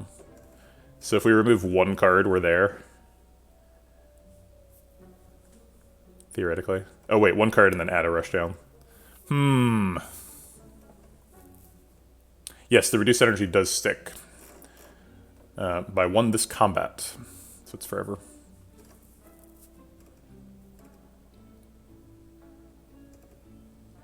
I guess Prostrate's kind of extra, right? It is one of our block cards. So the extra cards are 2 Flurries, the Empty Fist, either Tantrum or Eruption. We don't need both. Prostrate, Follow-Up, Perseverance. Everything else either exhausts or is a power or is part of the combo. I guess Empty Mind, technically. Because Scrawl can draw us a full hand. Actually, we need the Empty Mind because Battle Hymn can block the combo, so we need at least one other card that always draws. Actually, we could remove both Tantrum and Eruption because Vigilance Empty Mind is a combo. So we don't actually need Rushdown. If we just remove a card, we're actually infinite now with Vigilance Empty Mind. That's infinite and energy positive and block positive. So we can leverage that to get energy, do damage. We can't remove Battle Hymn because it's a power, so it doesn't count. Hey Stixu. How do I always get myself in these situations where it's like, oh hey, look at that. There's an infinite in this deck.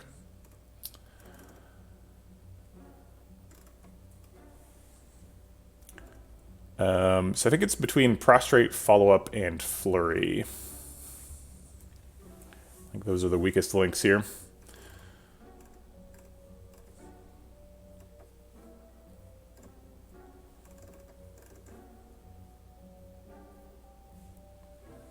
Empty Fist is strong, so are the things. I think it's just going to be Follow-Up.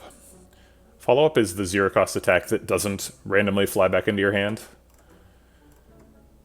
It's a good target for Mummified Hand, but I kind of want there to be fewer targets for Mummified Hand so I can hit like Fasting and Vigilance and stuff.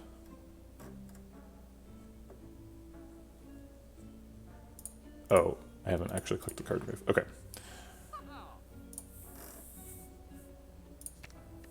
I almost added a follow-up to the deck a second ago, if you remember. We could buy Omniscience. It doesn't add any card to the deck, and in fact it removes a card from the deck. Puts us 1 ahead on card removes.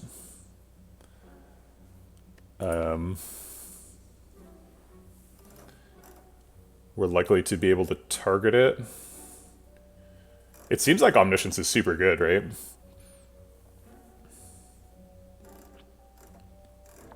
We'll hopefully get it upgraded with Lessons Learned so that we can actually play it.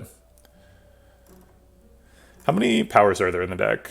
So how many like decost targets are there flying around? 1, 2, 3, 4, 5, 6. That's a lot. 6 decosts. And how many 0-cost things are there?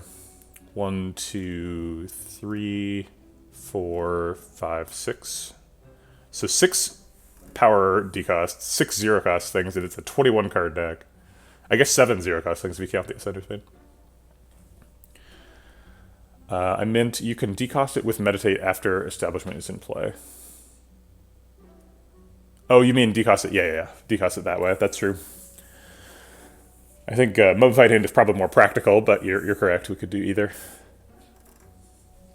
I think I am going to buy it. Is this stupid? Just like getting killed to slavers or something? It seems like Omniscience is a bit of a luxury pick here. Ooh, Smites are targets for decost. That's a good point.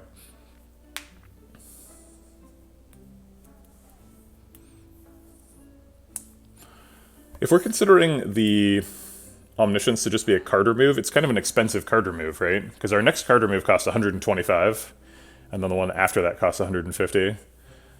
Whereas we're already paying 156 for Omniscience. Puts us 4 energy further away from comboing. I think we're probably done. Omniscience is interesting. I would take it for free, but I'm not going to pay 150 for it. Alright. Well, I feel a lot different about this deck than before we entered this store. Adding an establishment and removing a card and discovering that we're an infinite deck changes things. I think I still like the Smoke Bomb. Deck spot's pretty weak. Let's replace that with a something else. If you upgrade Establishment, does it cost 0 or become innate? Innate.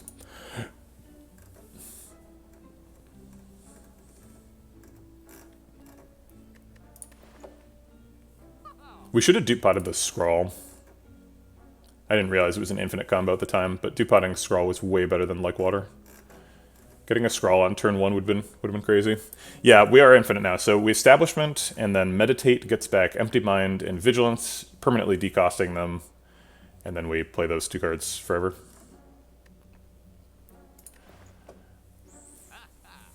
We picked up an Establishment at a shop is why we're why we're infinite now. Alright, I think we're just done. Well, wait, Dexpot versus Ambrosia Pot?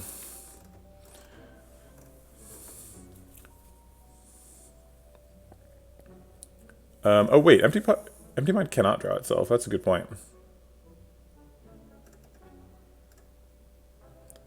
Why did I think that worked? That doesn't work. So we would need something else that draws. Darn.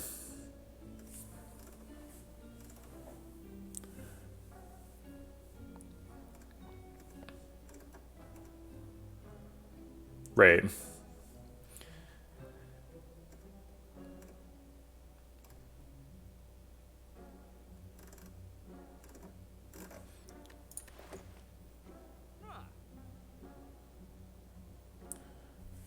Forge Pot doesn't do much. Steel doesn't do much. Ambrosia, unfortunately, also doesn't do much.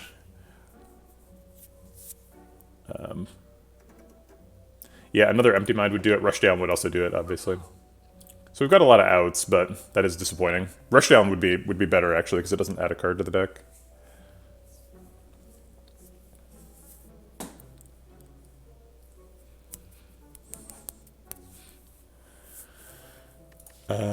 Probably doing an elite for the next fight. So I think tossing a deck spot for an Ambrosia Pot's probably good. Gives us some extra energy. Big chest with a Singing Bowl. Okay. Neat. Could recall here. Upgrade on Establishment's pretty good. Get that on turn 1. Perseverance and Fasting, get some better numbers. I think that's kind of it for things we want. Deus Ex, kind of.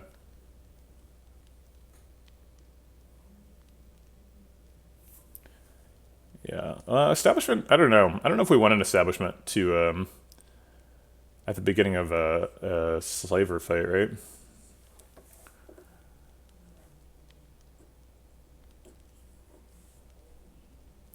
I think we'll survive it. We've got Smoke Bomb if it gets bad.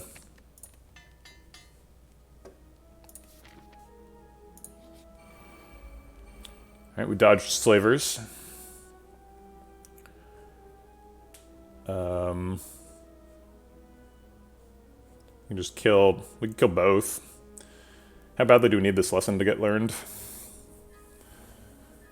Not too badly. We've only got like 6 upgrades left. None of them are critical. Yeah, I think I'll just use it for damage.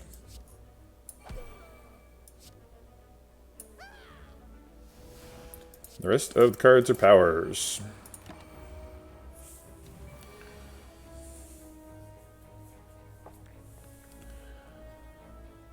Let's empty mine so we can find meditate.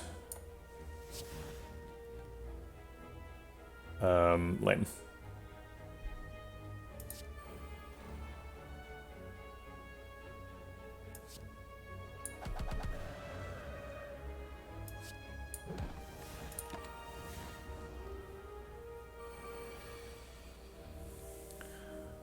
Alright, Smite kills... almost kills Mad Gremlin, doesn't quite. Wow, Smite and Tantrum both do 24, off by 1.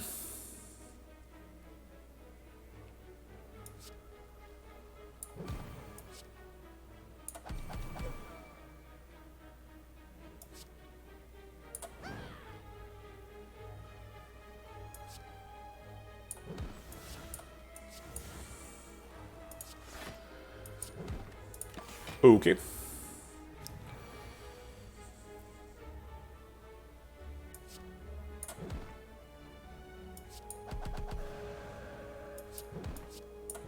We've already used the whatchamacallit, lesson learned this fight, so no sense in holding back.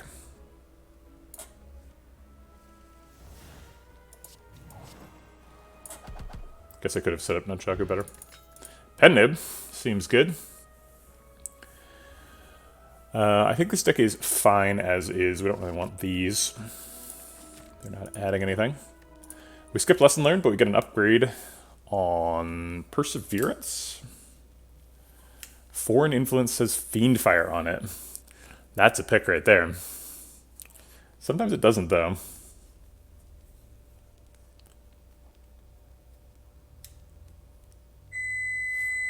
Let me go... I'm not sure if we're doing Stretch and Fold or if we're doing the initial shaping here, but I'll go find out. I'll report back.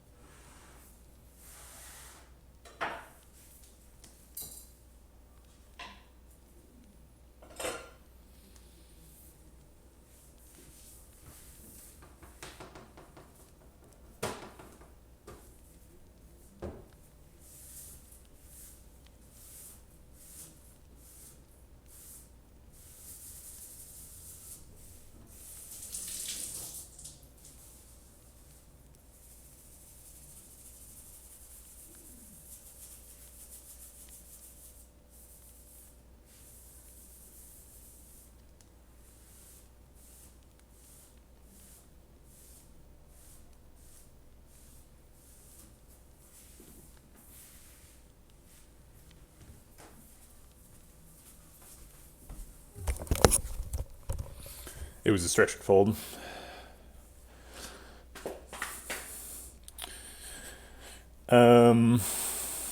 Fasting gets some better numbers. Perseverance, I don't know.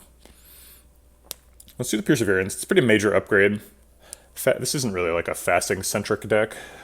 This is a deck that happens to have a fasting in it. Perseverance is one of our few block cards. Gira. Well, there's something we can do at campsites. We're going this way? I think so. Stronk.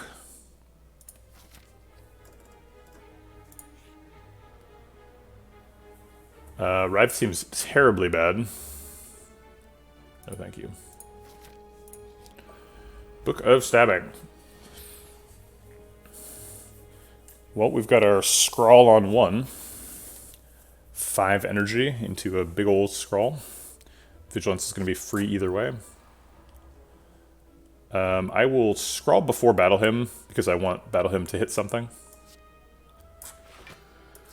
And draw 8 cards.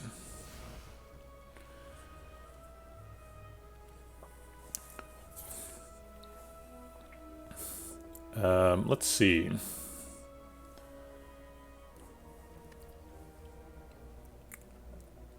I think I want Tantrum Fasting this turn, and then probably Like Water, and Tranquility to exit. I think I'm going to do Tantrum before I play the Flurries, because I still have Akabiko up.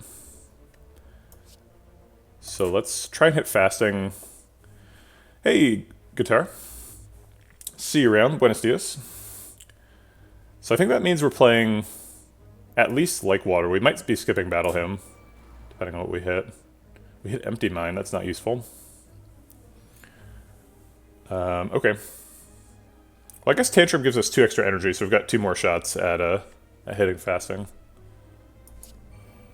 I hit Nirvana, so now Nirvana's free. There we go, we hit Fasting. Okay. And Fasting hit Tantrum. The cycle continues.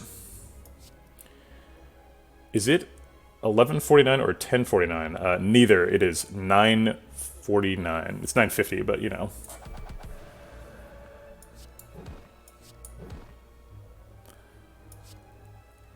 All right. Can we lesson learn right now? 7 times 4 is... Yes, we can. Sweet. Not a good Nunchaku setup, unfortunately. I guess I will play this to get 1 extra proc on it.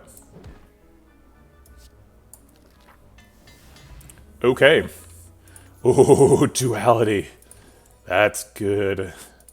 That's really good. Okay, so now we want Orange Pellets.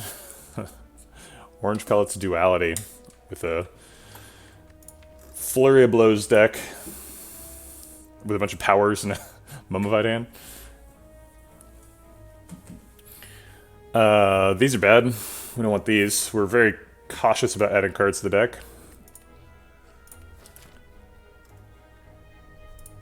Max HP is super good. Well, here goes our HP. I don't think we can take a decay, so I think we're giving it the beans here. All right, take my blood. We'll go to this elite fight. It's possible we nope out with the smoke bomb. Yeah, this is not a good start. I think we are going to smoke bomb rather than see what turn 2 looks like, because this is just a handful of nothing.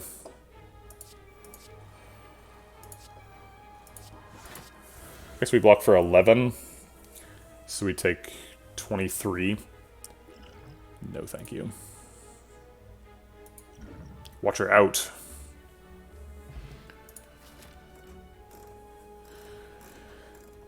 Okay. What do we do here? Lift seems reasonable. Rest seems reasonable. Smith would hit... Not too many targets left at this point. Fasting or... Deus Ex? Nirvana is still useless. Prostrate gets a number that isn't useful, but theoretically it helps. We go into Divinity after playing Prostrate 5 times rather than 4.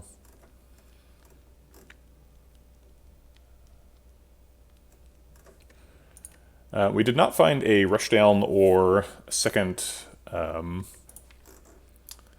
Empty Mind, or anything that draws cards, in fact.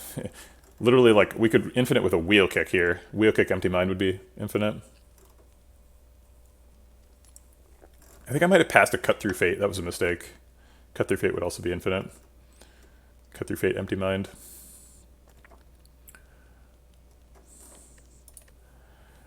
Regardless, I think we are going to have a good Act 3. So, do we lift? Lift seems unnecessary. It seems like it's either recall or rest. Thanks for the follow. The name I picked. Wow, you've been you've been chatting a lot just now following. I am familiar with your name. I think we rest just to make sure.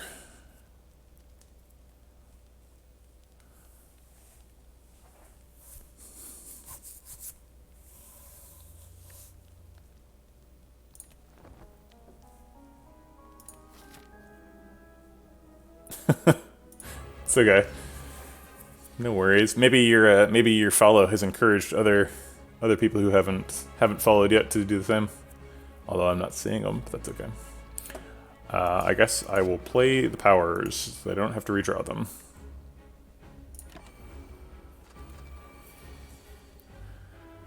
All right. We've got the old meditate establishment combo for making everything cost 0. Nirvana is net 0 cost. So I guess let's go ahead and play that, see what it wants to hit.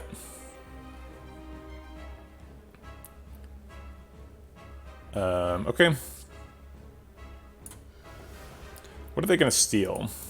Currently they are stealing Deus Ex Machina and an uncommon.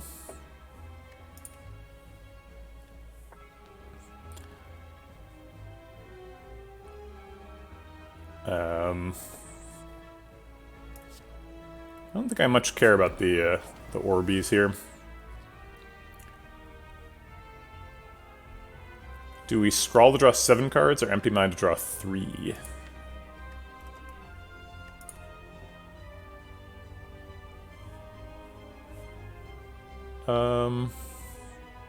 Let's draw 3. See if we can draw Deus Ex Machina. Nope. Alright, let's get some D costs.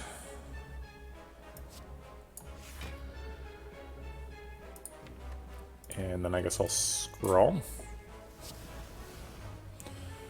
Alright. We have Pen-Nib up. So we should play something good and not Flurry of Blows. What is left to be stolen? Just 2 cards, Flurry and Prostrate. I guess that's what they're taking.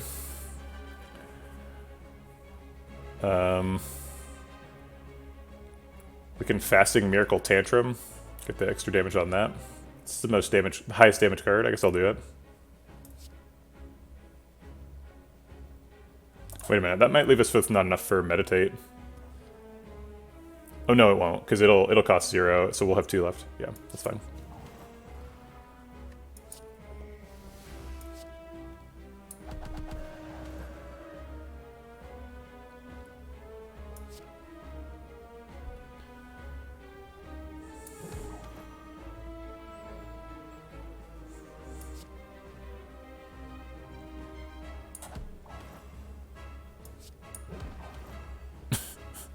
Cool, we'll just generate 8 decks. It's true, Tantrum is going to be stolen. That's a good point. I don't really care. Okay, so this, and then we'll decost some things. I guess Empty Mind, Vigilance. I did actually use it. I used it on Perseverance.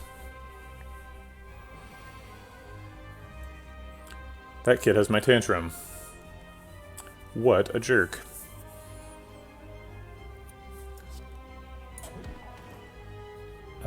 Flurry, and then Empty Mind.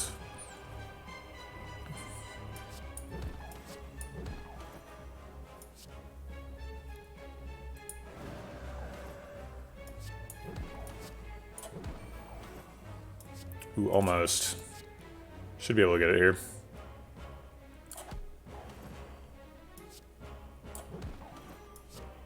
Got him. Okay.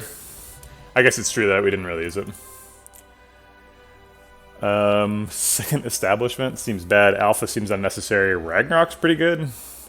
We've got Akabiko. We're so close to being an infinite combo deck, though, that, like, what's the point of adding a card to the deck?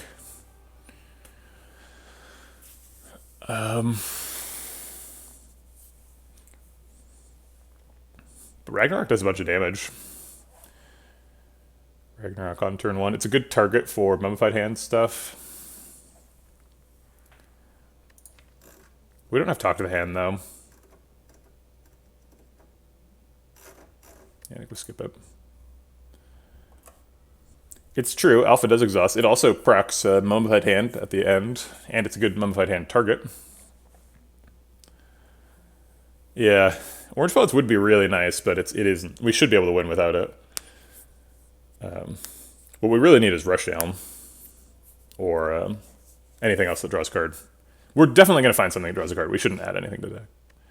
Establishment technically wouldn't be adding anything to the deck. Plus, Establishment would let Meditate decost things for 2 per turn, which would give us 0-cost Vigilance after the first setup turn. Yeah, I was just getting to the same place, Captain Grimm. Could also set up Wheel Kick. Wheel Kick is one of the possible card draw cards. I don't think we care. Because we can, even if Vigilance costs 1, we can do Vigilance, Empty Mind, Cut Through Fate as a combo, and that's energy positive. I guess no, because that requires 2 Meditate setup turns. I think I'm going to take max HP. Alright. Coffee Dripper seems okay. It seems like we're pretty unlikely to take damage. And having a 4th energy would be really nice.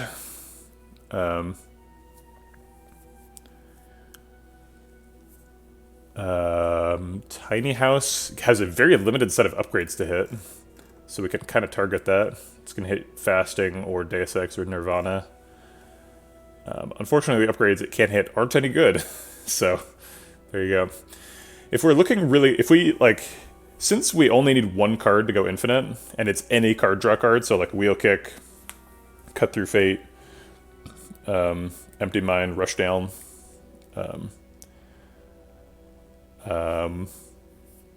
it seems like Tiny House's card reward is actually fairly valuable, so we can go infinite on at the beginning of Act 3.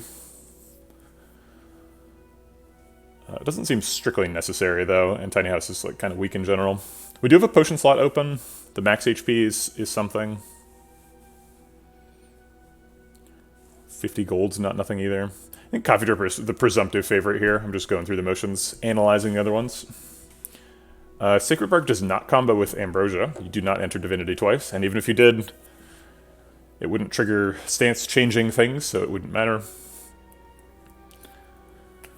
So we'd have to rely on finding potions. There's a couple of really good potions. Artifact Potion we could use on turn 1 to save a bunch of decks from doing a combo against the Heart and to block Vulnerable, which would be sick. But I don't think is necessary. I think I'll take the Coffee Dripper.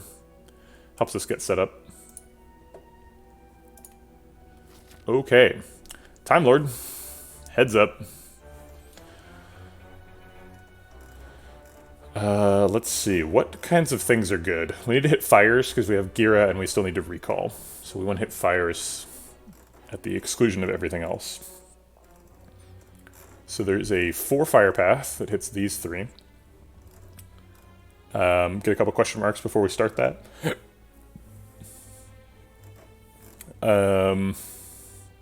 Are question marks better than hallway fights? We kind of need hallway fights to live our best life here. It hits two easy pool fights there, and then starts hitting hard pool fights, and gets a couple of elites. Optional late hard pool fight. I think that's enough fights. Question marks are good. Okay. Other routes, we could do this. It's the same number of question marks. Wait, what? What's different about these? Oh no, it's one extra fight for a question mark. And then we don't get that fire later. What events are you even looking for? Mind Bloom. Mind Bloom's super good. Get a rare relic and a card reward. Actually, what's it called? Tesseract is mega good. There's like several zero cost colorless cards that are outs for making the infinite go.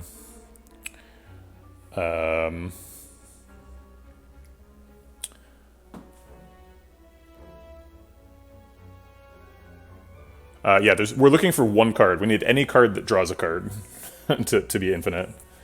Any card, draw a card.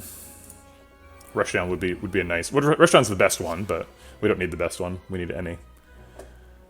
All right, let's play some powers. We're gonna draw before we battle him, so that battle him has a target. Miracles now for extra card draw. Tantrum, the weak one. Draw 9 cards. Okay. Let's go ahead and finish him off. And then play some powers, see what's up. Meditate decosted, okay. Is this lethal? Yeah, the Watcher question strikes again. Looks like we don't have enough card draw to make this lethal. Although it's not super far off. With enough stance changing, we get back Flurry, and then we could get Nunchaku. I don't think we can proc Pen Nib, though. That's true. We could probably lethal with Ambrosia, that's a good point. Because we could, like, enter Calm, and then Ambrosia. So that's two copies of Flurry, and then Empty Fist out of Divinity. I guess we need Lesson Learned to make it truly lethal.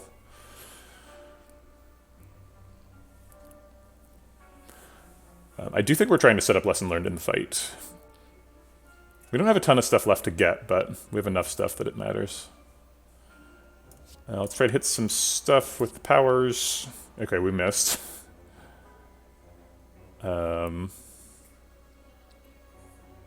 We kind of need Fasting to hit Vigilance if we want to change stances a bunch. If it hits Lessons Learned, we're sad. Not too much we can do about it, though. We could skip Fasting, I guess. We don't need Vigilance. We're going to meditate at the end of the turn.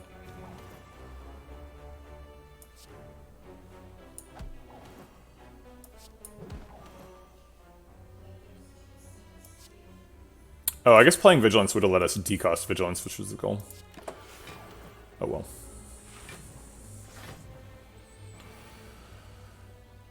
Okay. Let's see what Lakewater wants to do. Eruption. Okay. Tantrum is doing 28 damage. That is enough to kill this Darkling. Let's Flurry first.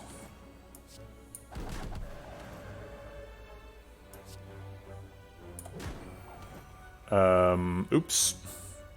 We have too much damage.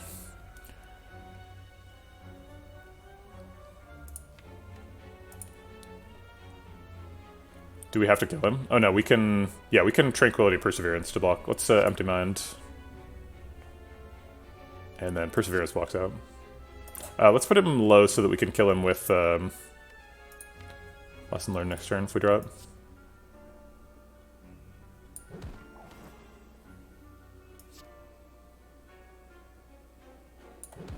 Although there is going to be another target.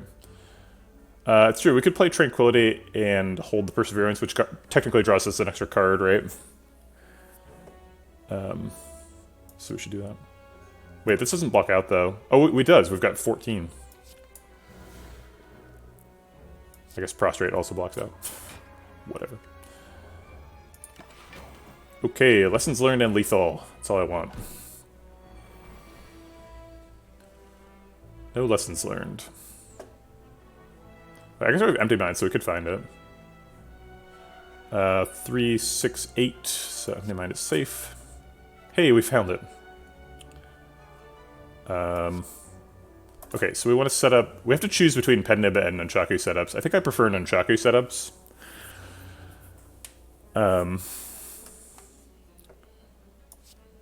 So we need to play, what, 5 cards? Lesson Learn's the last one, so 4 cards to kill him. That seems like a lot of cards. Doesn't look like we're going to be able to pull that off. Alright, well, we'll get as close as we can.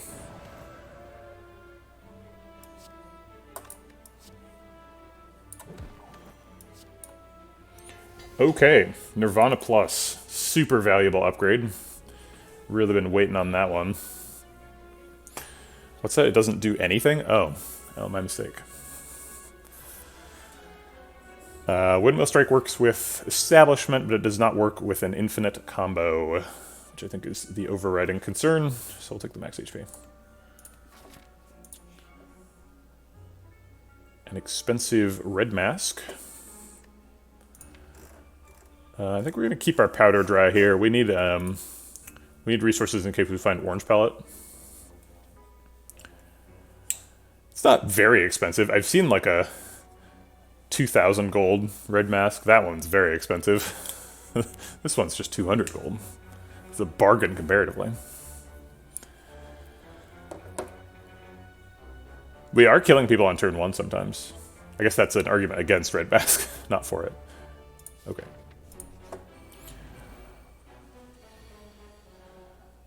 All right.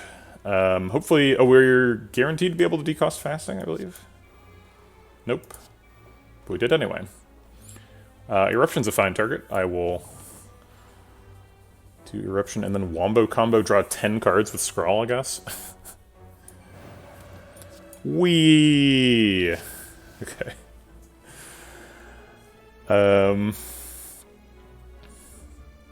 Let's kill you. And kill you. Wait, I guess I'll give Water a chance to decost Lesson Learned. Vigilance is a good one.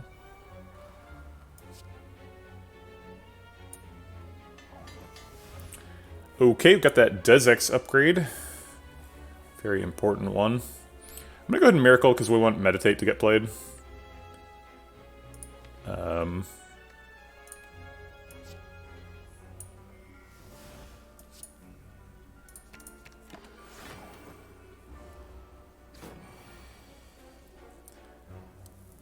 Okay.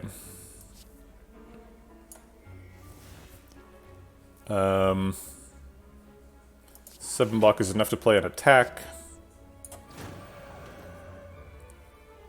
And then 14 is enough to play 2 attacks. Smite seems like enough. I guess Flurry Smite for the Nunchaku setup for the next fight.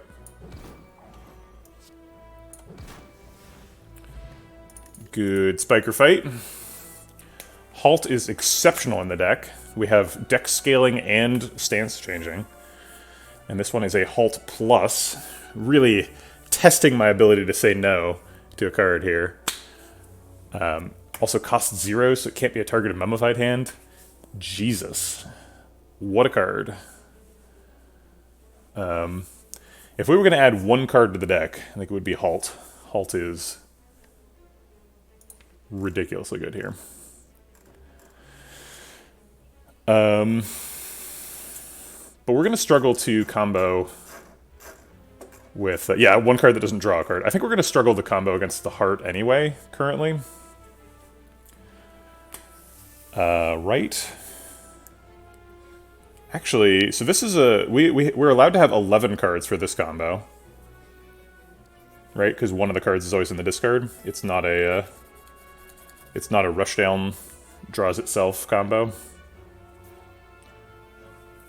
There's always 1 card in the discard and always 1 card in the hand that draws it sort of combo.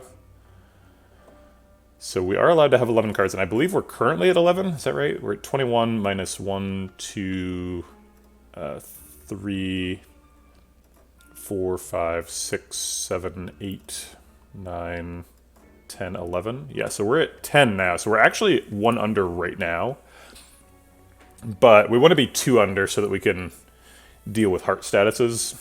So I don't think I'm going to add the Halt. It hurts, though. Yeah, so we still need 1 more card remove to be able to combo in the presence of two statuses.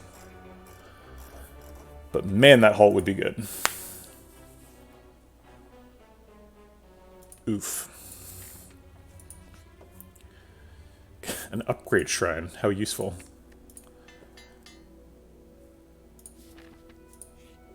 That's true, we do need to add another draw card. I forgot about that. Adding another scroll would be really nice, too. Alright. I'll Empty Fist now, because I want to stay in calm. Hopefully we can kill Spirit Guardian next turn.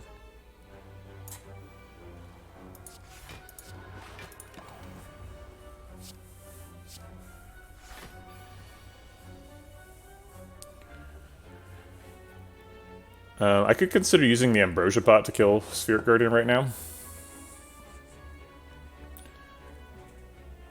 I guess we have an Empty Mind, so we don't have to make that decision yet.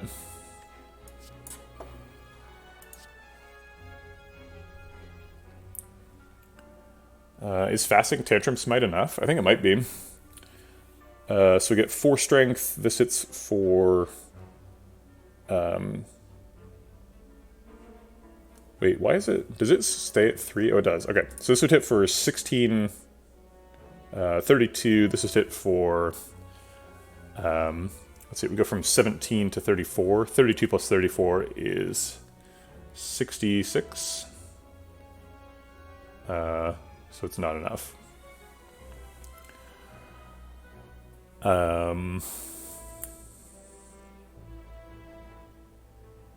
Is it 72?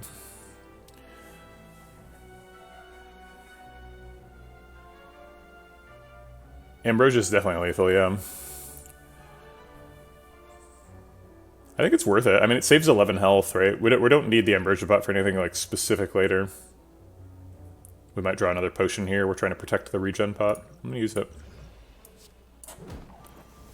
Oops. Should have played Fasting first. Doesn't actually matter because this is plenty of damage, but still, it's the principle.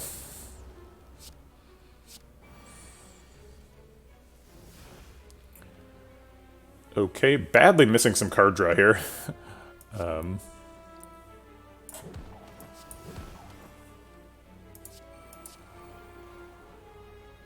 I'll play one of these because we're only allowed to retain 3 cards. Oh wait, that's not true. We've already drawn Des Ex. Oh well. We were allowed to retain 4. This ends the fight. Doesn't look like we're going to be able to play 2 attacks. Actually, wait. This plays 2 attacks. Oh no, it doesn't. We're too strong. Oh well. Get a stance pot. Hey, there's the Rushdown. Okay. I'll take it. Is Rushdown better than... Yes, it is. Actually, no. Rushdown and Talk to the Hand... Or not Talk to the Hand. Cut Through Fate would have the same requirements. Because while Rushdown exhausts, right, or is a power, right, so you don't have to play it multiple times. While Rushdown is a power, it requires you to have a 10-card hand to combo, and whatchamacallit? Cut Through Fate allows you to have an 11-card hand. Actually, wait, I think we can 11-card hand Rushdown combo here. If it's Eruption Empty Mind, and they both cost 0. Yeah, we can. Even though the hand's full, it'll always draw you at least 1. So the little feature where Rushdown combos can draw themselves is actually irrelevant here. Funny. So Rushdown is strictly better than Cut Through Fate because it keeps a card out of the deck. Okay, great. So we should be a combo now. If we remove 1 more card, then we... Actually, we're good, right? Oh no, we need to remove 1 more card to be resilient against the heart. It's true, yeah. Rushdown is significantly better for setting up than Cut Through Fate, right? Because we can trigger Rushdown like multiple times a turn with Tantrum and Empty Fist and Eruption and stuff. I just wasn't sure about the interaction I described. Okay, so we do an Elite. Should be good against all of them. Scariest is Reptomancer as usual. But we have a regen pot and a stance pot. We should be okay. Alright, this should be our first first chance to stretch our legs and do the combo.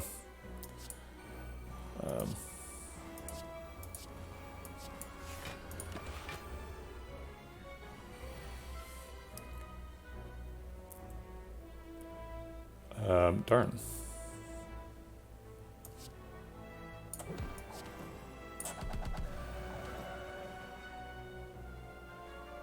No point in saving Lesson Learned. Every card in the deck is upgraded. So we can just use it for damage whenever.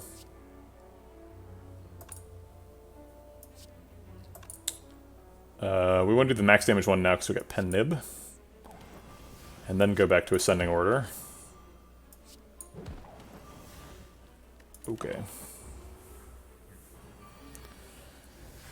Whiffing on turn 1 is this deck's biggest problem. We whiff on turn 1 quite a bit because we have 2 innate powers. Whatchamacallit? Battle Hymn and Establishment. So we only draw like 3 real cards on turn 1. And if those cards don't contain Scrawl or Rushdown, then we're kind of boned a lot of the time. Luckily, Giant Head does nothing on turn 1, so we can just do whatever. Flurry, let's get these out of here. Battle Hymn, I barely know him. Stupid. Let's get the Giant Head out of hand. And draw some cards, I guess.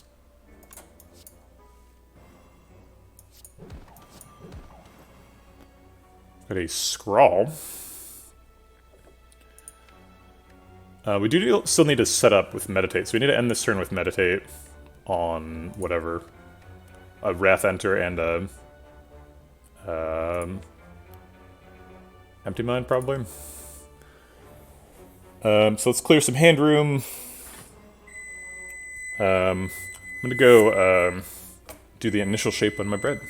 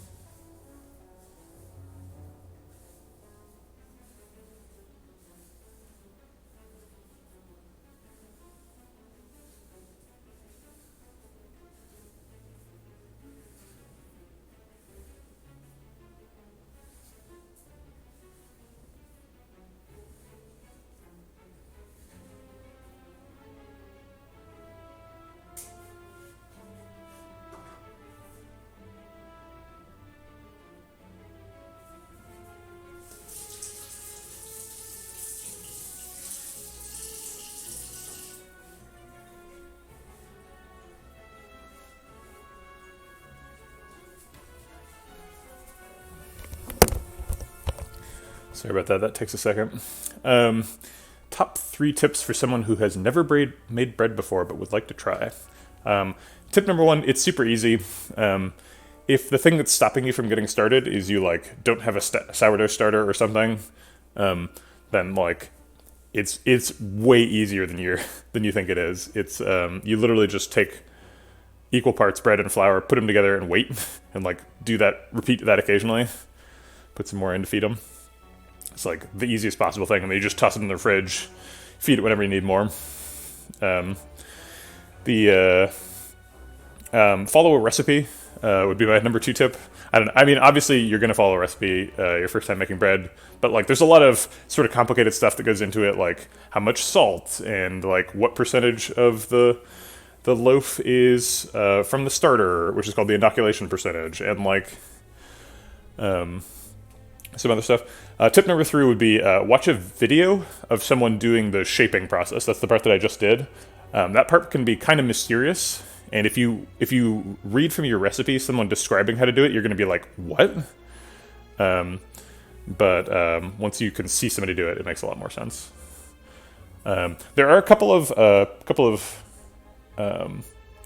tools that I would recommend you have. Hold on just a second, I'm going to go get some.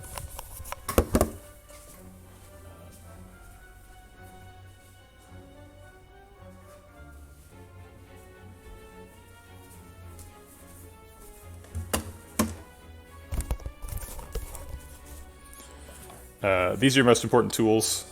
You need a kitchen scale, because you have to weigh things precisely. You don't want to be measuring things in terms of like cups, because that's not very accurate, and it's hard to do. And this is accurate and easy. And this is a pastry scraper. You need one of these to do like the shaping.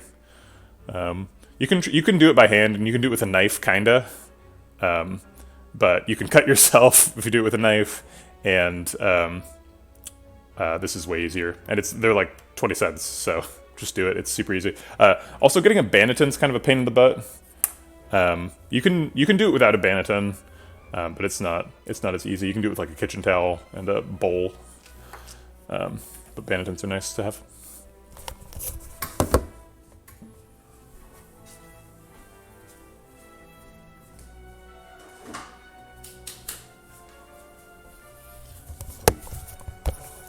Okay, alright, we're back. So we can't go infinite this turn, but we can set up for it, and then do it next turn.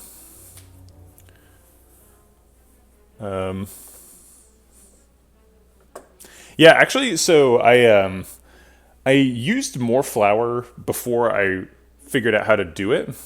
How long does it take to make a starter yourself? About a week and a half. But it kind of depends on, like, your local yeast climate and like how warm it is. So maybe it took me less time because I made mine in the summer. But yeah, it's super easy. Okay, King's Arthur bread flour. Actually, I use a Costco all-purpose flour, which is like not the greatest, but it's good enough. It's fine. All right, let's play these cards. Oh, we want to do these to get extra slow procs. Aw, man, he's going to be dead before we can combo it. Gosh darn it. Where'd you get your Banneton? I ordered one from China, which is weird, but... I think I also ordered it from Amazon, but I think it came from China. I'm just using these to clear out some hand room so I can scroll and get a bunch of stuff. Actually, I'm scrolling for too many cards now, because now I'm not guaranteed the right meditate target. Yeah, I actually whiffed it too. So, I didn't get Empty Mind or Vigilance. I need one of those two. Oops. Oval. Oval is mine. I kind of wish it was round. I think the little bools are cute. But, you know. Let's just kill him then.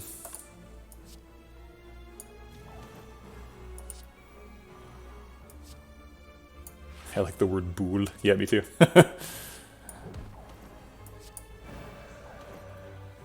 Oh, right, Rushdown. Aha. Okay, he's dead. Whatever. Okay, you get the point. We didn't get the infinite, but we didn't need it because he was dead. Wish technically doesn't add a card to the deck. Everything else is off the table. I think never no on Wish.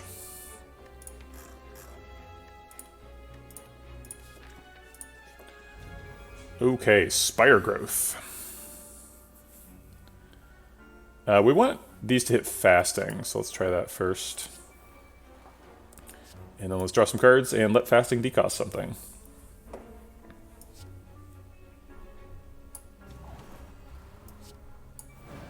Everything's upgraded, so we can just lessons learned whenever.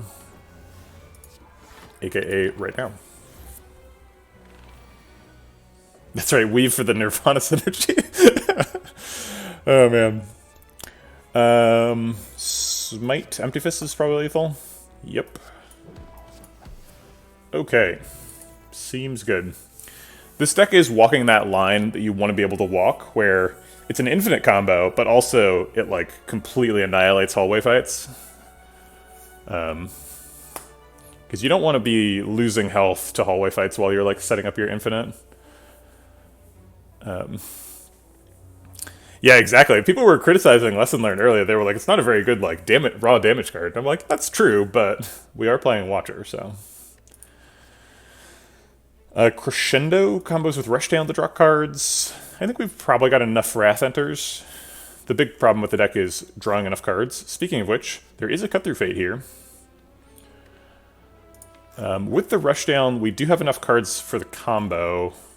Sorry, I'm going to count the deck again, which I know I've done a million times. So we've got 22 cards, minus 1, 2, 3, 4, 5, 6, 7, 8, 9, 10, 11, 12. So it's a 10-card deck, allowed to be an 11-card deck for the combo. So we've got 1 headroom. We need 2 headroom for the heart fight, so I don't think we're in the mood to add any cards, including you, Cut Through Fate. But if we had a little bit more room, I would do it. We could go to a campsite to recall and then lift. That seems good.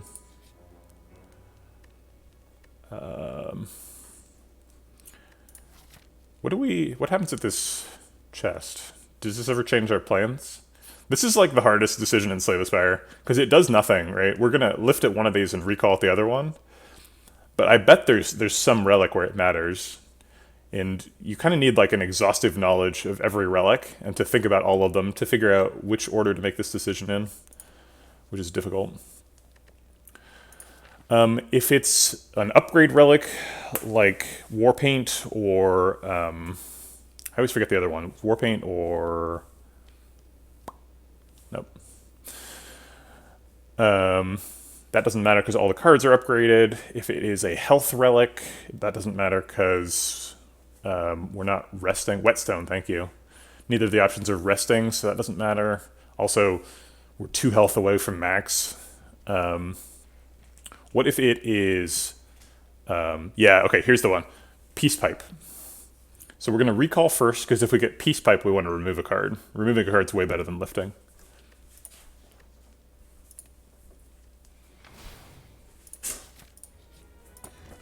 Okay, pair. Fine. Back to lifting then.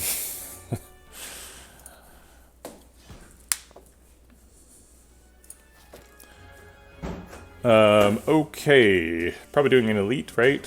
2 elites. Maybe we go to the shop, actually. No. What's the point of going to the shop?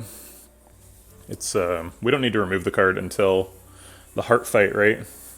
So we can just remove in Act 4. Might as well just go to 1 shop instead of 2. We don't have enough money to go to 2. Nemesis. Okay. Well, we either need to combo on turn 1, which we clearly can't do, or we're not going to be able to combo him. So no combo available. That's okay.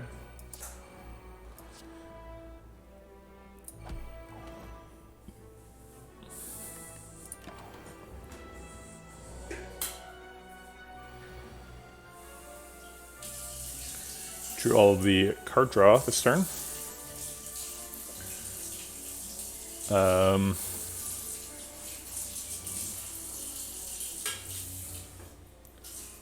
do we smite first to draw an extra card? I guess we want to save the smites for when he's not intangible, right? Do we perseverance first to draw an extra card? I think no. We want to play attacks so that duality procs for perseverance. So I think we just tranquility. 7 is enough.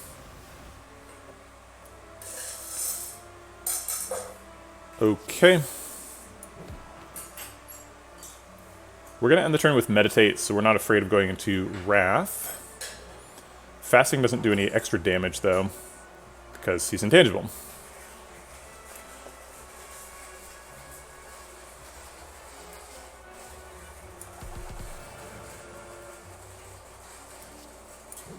Should have cleared up more hand room for that. I missed drawing Flurry there. Which would have been kind of a big deal, because the attacks are the whole point of this.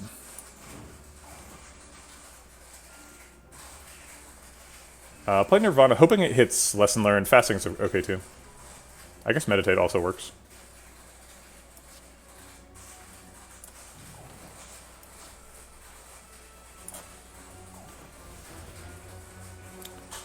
He's hitting for 21.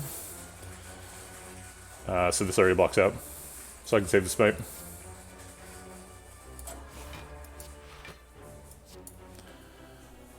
And what do we want to decost? Empty Fist Eruption, probably. Did Prostrate alone block out? Oh, you're right. I always forget about the like water. Good point. Alright, let's play some miracles. This is going to be a big turn. I guess I'll start with an Empty Mind. No, I'm going to start with... Yeah, I'll start with Empty Mind. Oh, all burns. Okay. Fine. Be that way, then.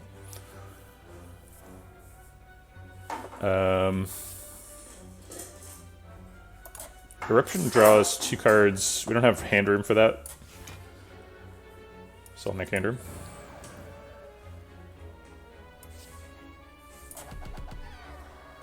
Okay.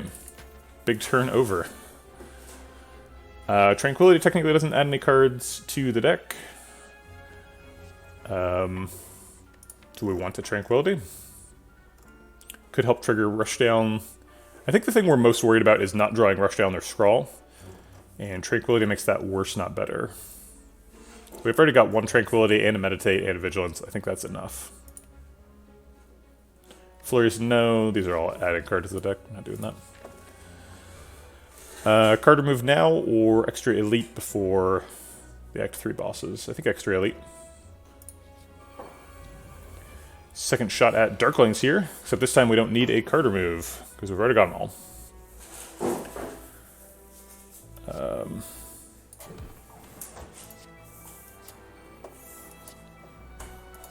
Sure, you do you, Mummified Hand. I'll be here with 3 extra energy.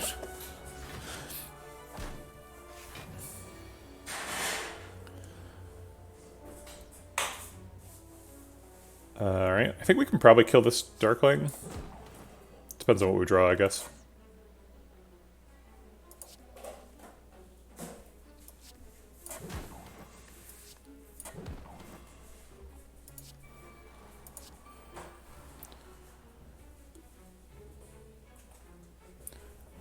Do we prostrate now for hand size? I think I'll just smite and then prostrate. Hopefully we get enough block with Perseverance. We might actually even kill another one this turn. Hard to say, it depends on what these cards are.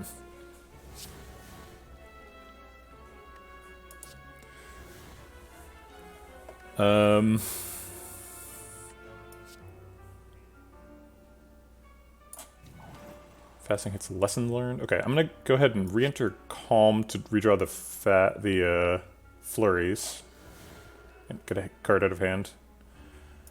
I guess that we're gonna draw with Rushdown,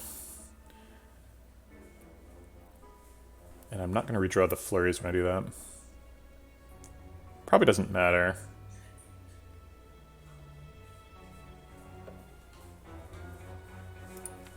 Yeah, drawing an empty fist is really good. Okay.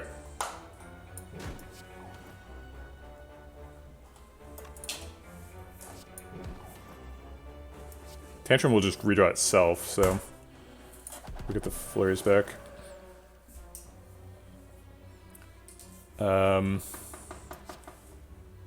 nib up, so Eruption kills him, and then the rest doesn't matter. Okay, cool. When you can stance, Duality is such a good relic. Duality is never bad. Duality is like one of the best relics in the game.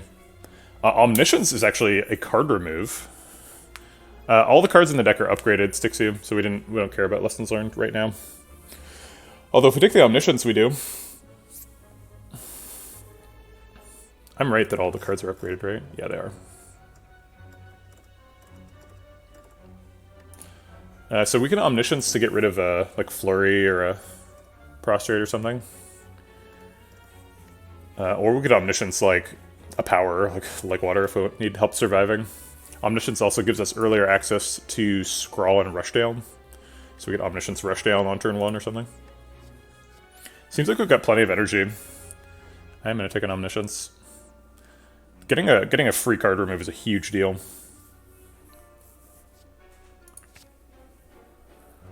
What if you could upgrade Ascender's Vein to not be ethereal? Wait, that would not be an upgrade. Oh, I see what you're saying. Yeah, sure. It's like an upgrade that appears on other cards. Weak Pot versus Stance Pot. Weak Pot's pretty good against Time Lord. It seems like we change stances enough without Stance Pot. I'm not really sure what Stance Pot's doing in the deck.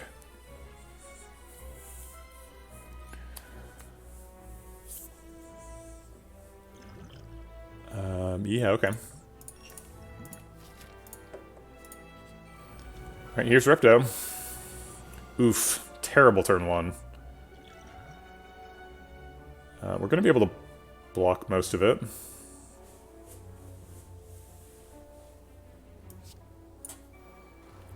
Not a good start, though.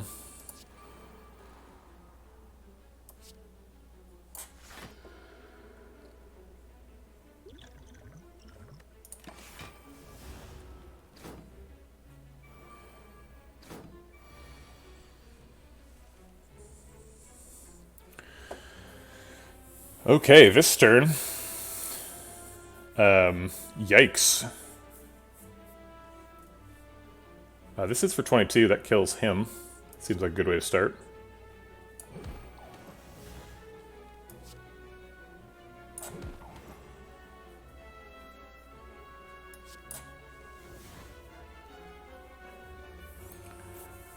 Okay.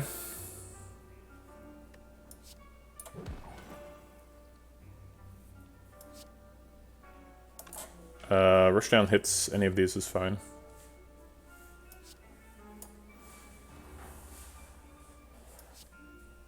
We draw 2 cards and get 1 flurry back. We have room for that, right? 3, 6, 7,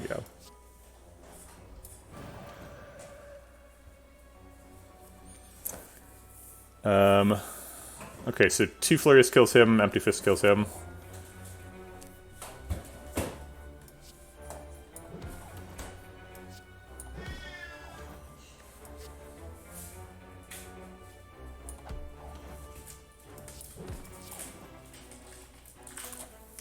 The flurry is an extra dex for Perseverance.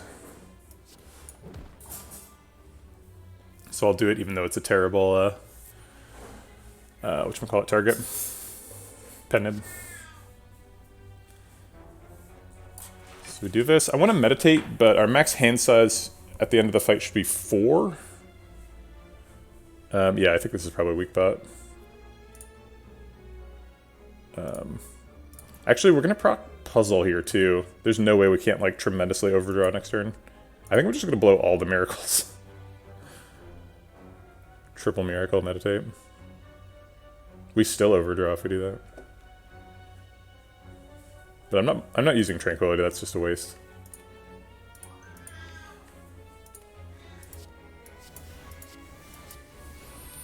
Who needs energy?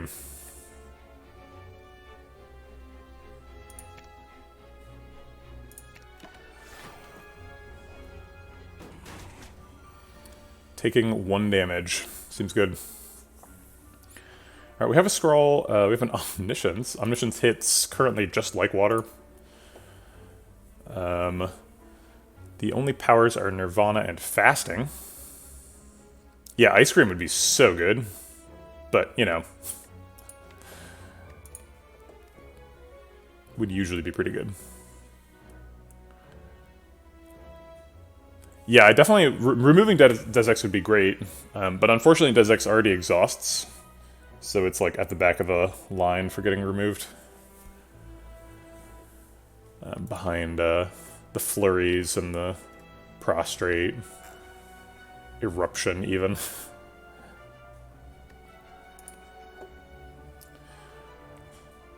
Okay, so how do we do this turn? I really want a power to hit Omniscience, but I don't think I can make that happen. I can, like, suggest that it happens. That's about it. Also, it's going to be hard to have any targets for Omniscience, because I want to play Tantrum or Empty Mind, but both of those draw the rest of the deck.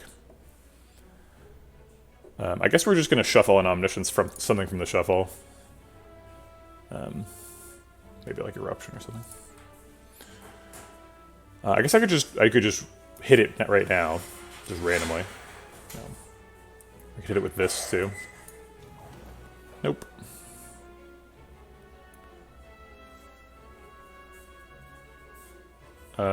Tantrum, let's see, draws 4 cards, 2 from here, 2 from the discard. We have 3, 6, 8 cards, so that overdraws us by 1.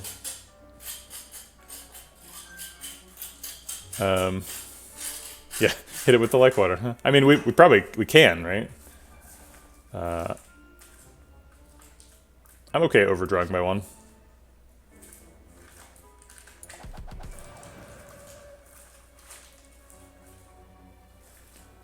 Alright, let's get this Smite out of hand. Let's play the Vigilance so that we have 1 fewer modified hand targets. Okay, now we are going to hit the Omniscience with the Like Water. Oh wait, it doesn't matter, the fight's over.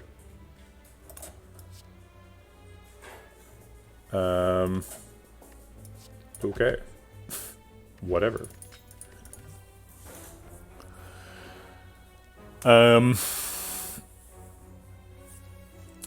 Max HP?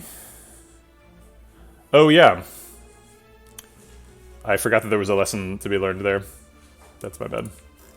We could have easily procced that, right? We could have just shuffled and then omnied the lesson learned. Lots of ways to shuffle. Oops. We're over 100 max HP. Oops. There goes some. Alright. I guess we lift. We could smith the Omniscience. A second Nirvana, how can we not? Oh, that's PogChamp today, I see. I was wondering why everybody had that cat emoji. Oh, Midbros asked for Coconut to be summoned, and I ignored it because my wife was feeding the cat, or the cat was yelling at my wife. I'm not really sure what was happening. So I will go get the cat.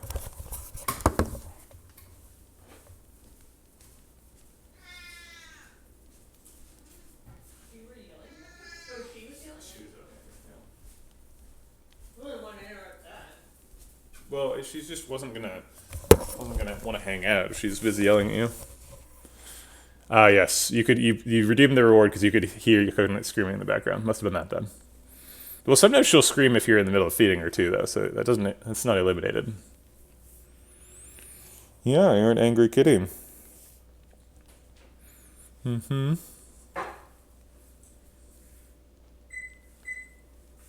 Ooh, okay. I think I'm gonna lift.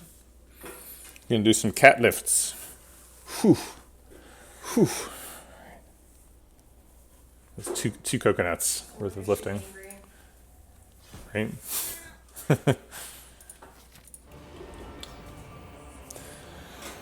Okay. Terrible start. Which is, you know, partially what this deck does. Has bad starts. Unfortunately, Meditate being in the opening hand is, like, pretty terrible. I guess we... I think we just skip both Meditate and Flurry. We just play the powers. Actually, do I even play, like, Fasting? I don't really want to have less energy. Do I even play Battle Him? This fight is so weird. Because Battle Him traps me with Smites in hand, right? I think I play all the powers. Having 0 cost Smites with extra strength.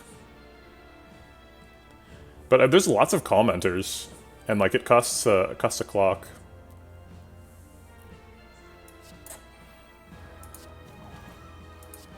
Get to save 5 energy for next turn with that hypothetical ice cream. I guess his Flurry Blows does hit for 63 damage. Okay. If you insist.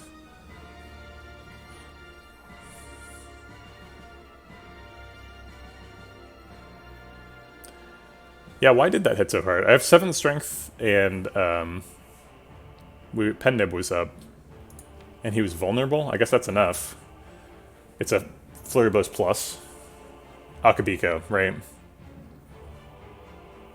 Yeah, we had everything going except for a stance, right? If we'd been in Divinity mode, that would have been like a 200 damage Flurry.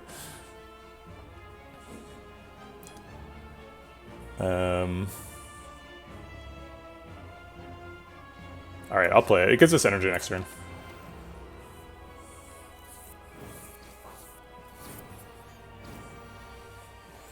Alright.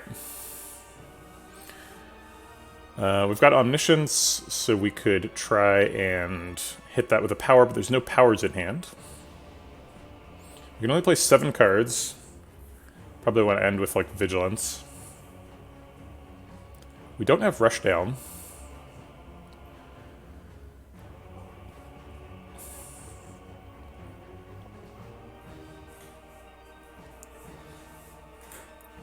He's going to be hitting for 30 if we play 7 cards. Vigilance only blocks for 16. If we play 7 cards, it's probably like 6 attacks and then Vigilance. So it'll end up blocking for 22. Let's go ahead and drink the regen pot. So 22, we take 8. That seems okay. And then the attacks are Tantrum, Smite,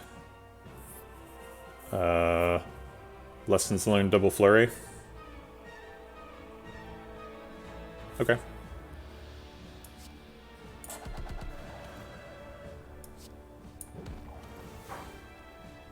Nope, we can't play Lessons Learned because then we would not have enough energy for Vigilance. So we should have played a Flurry before we played Tantrum.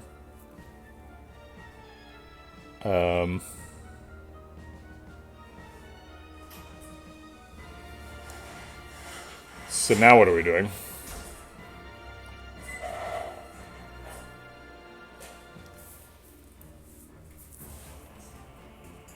I guess Vigilance Double Flurry still works.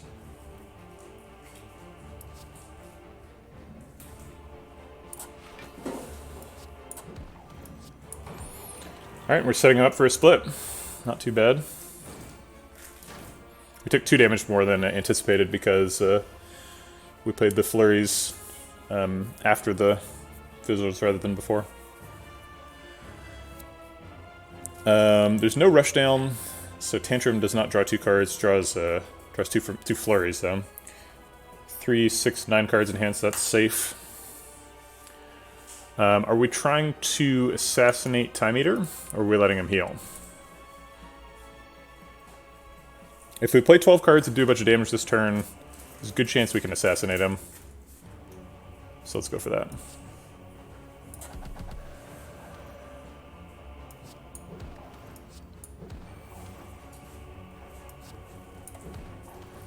Did I say good chance? I meant guarantee. So we only get to play... let's see. We can't play 8 cards this turn because there's only 7 cards in hand and we can't draw. So we only get to play 8 cards over the next 2 turns. We can't stop now because he would kill us. So it's probably like Water, Tranquility, Perseverance.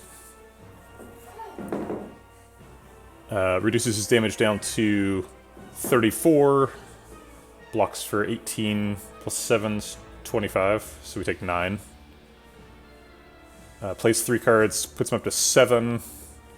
And the next turn we need, like, Eruption, Tantrum, Empty Fist, and Flurries to kill him. Seems pretty reasonable.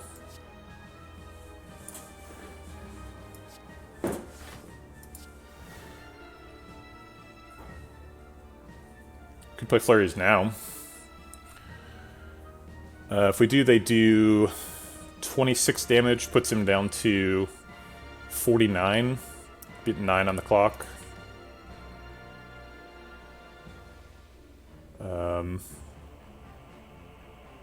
Yeah, I'd rather play them in Eruption or Tantrum. I guess I think we get a kill unless both Eruption and Tantrum are on the bottom.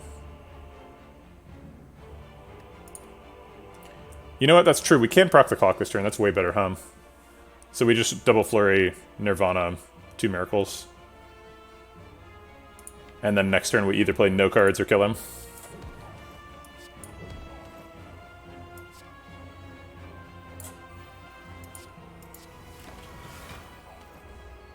I guess that does take 2 extra damage, but... yeah. Clearly lethal. Alright. Next boss, please. Okay. Well, hey, this time we top decked Empty Mind. That's a good outcome. Let's play some powers and get some mummified hands going. We hit Vigilance. I'd like Water to hit Empty Mind too. I need to go put my little bread babies in their bannetons.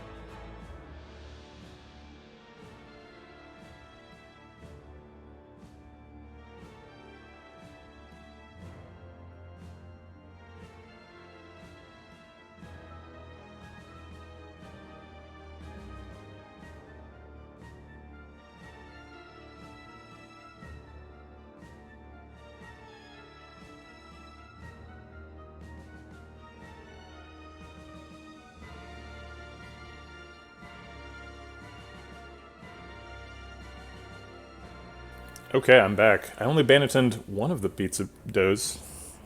We're going to turn the other one into a pizza. Is this the boss rush or something? What is he doing today? Yeah, it's this is floor 51. If you take a look at the UI there. So that means we've already beat the first boss and we're on the second one.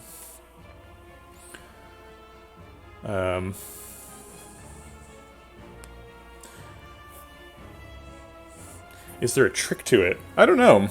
I don't know if there's a trick to it. I don't think so. I might Omni a scrawl here. I kind of want to like spend this turn doing some stuff, and this current hand is not very much stuff. I guess we could Omniscience. Let's see. We could Omniscience Prostrate. That's a good one because that removes an actual card from the deck and blocks.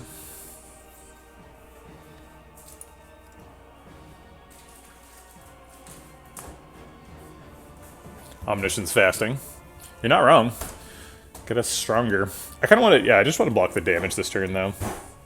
So it's either Omniscience for a Scrawl, which seems kind of silly, or Prostrate. Let's see, how much dex do we have? We've got just one dex, so Prostrate actually doesn't block very well. It only blocks for 10. I guess that's still, like, not crazy, right? I think Defect is probably the hardest class. I think I agree with the name I picked. Watcher is the... Watcher's the trickiest class, but I think that once you get the hang of it, Watcher's the best one, so I can't really say it's the hardest at Ascension 20, because Ascension 20 is so hard.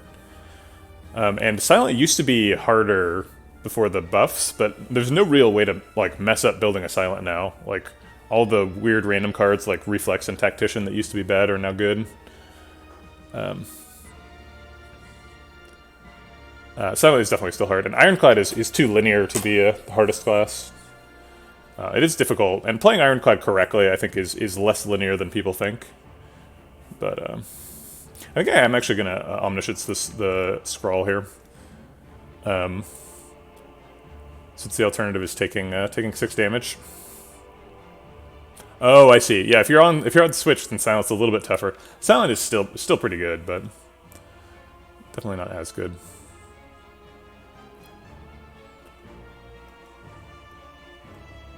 I guess the problem with Omniscience on Scrawl is, like, what are we looking for? I guess we just, like, play a bunch of attacks and then Prostrate. I guess we want to play Meditate, huh? We want to Meditate so we can combo next turn.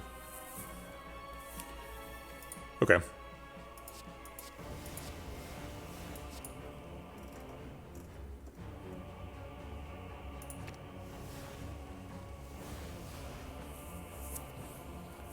Alright, so we got Tranquility for 0, that's nice. Let's go ahead and see what the powers hit. Yes, I know he's getting stronger.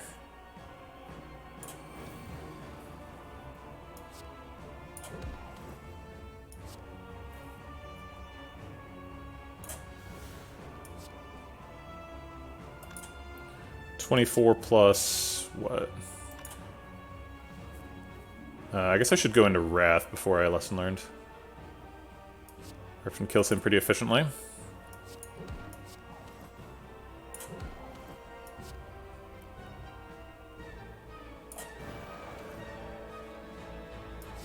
He's doing 96 now. It seems like an overkill. I guess it gets a real upgrade though, so I should probably do it anyway.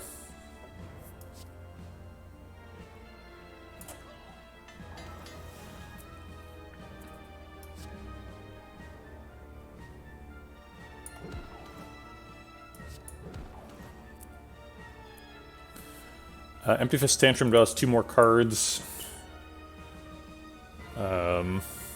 Seems fine.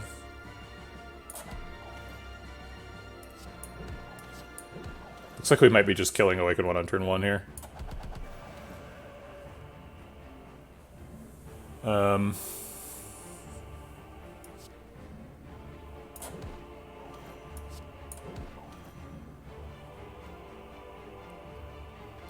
Is fasting safe? Yeah, we still get to Perseverance meditate no matter what.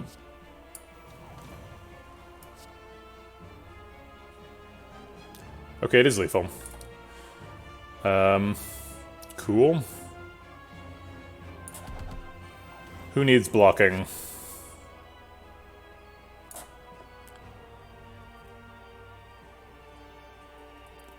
I think Eruption Empty Mind is the easiest combo.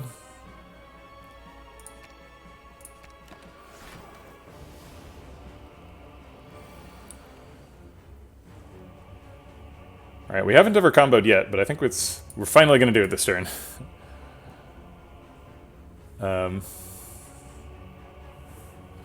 Tantrum wasn't in the discard.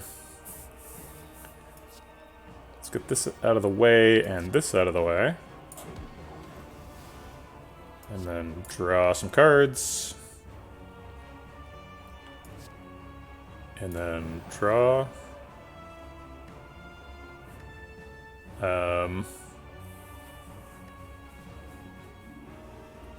This is super awkward. Empty Mind does nothing, but then we need it to exit.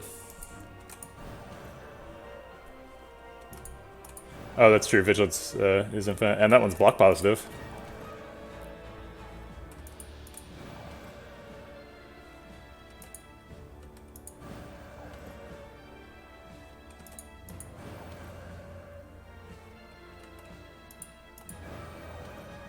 Empty Mind can draw Flurry. Yeah, there's lots of ways to improve this combo.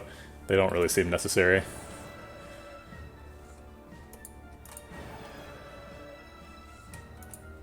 The nice thing about this relic bar is, like, since we have Nunchaku and Pennib, and they're so, like, awkwardly offset, it doesn't really... We can't really set up perfectly, and we're never, like, set up super poorly, so it doesn't really matter what we set up on. I think best is to have Nunchaku close, though. So I'm gonna take that on 9. Okay. That's 2 days in a row we've ended up getting the You Are Nothing achievement on Watcher. We got it yesterday too. Alright. Act 4. There's no upgrades and we've geared all the way, but we can't rest because we took Coffee Dripper. I was gonna try and rest, but... I don't think I've ever had the proceed button on a campsite before. This is a first for me. Can't rest, nothing to upgrade. Did all the lift. We just have to leave. Okay. Alright, get the hell out of here. Alright.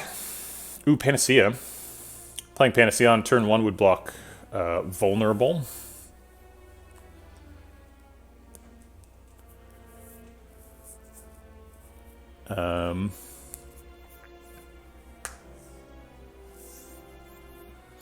So it does count if you kill the Awakened one, that counts. You've completed the combo, even though he comes back. What about Duality and Artifact? What is the... Oh yeah, Duality, sure. Yeah, Panacea is busted in the deck, so we should always take Panacea. And then, like, Regen Pot, Dupe Pot? Card remove?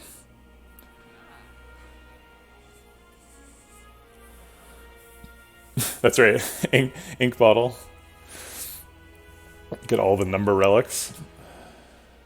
Warpaint is not useful. I guess if we buy Panacea, Warpaint would be a thing.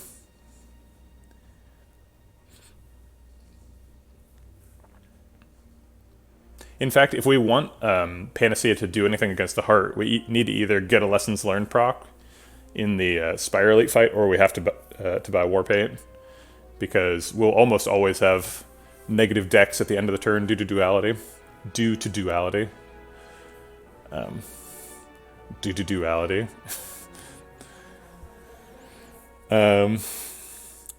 So we'll need Panacea to do 2 if we want to block Vulnerable. Ruin Your Game has asked for Coconut to be called to the set. Coconut, where are you?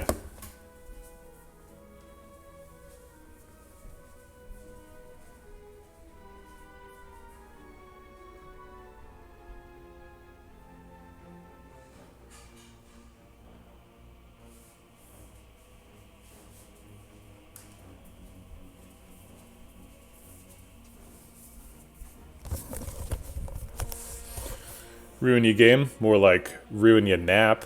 Coconut was having a little nap in the sun. We get just lucky for the Nirvana synergy. We've got fasting too.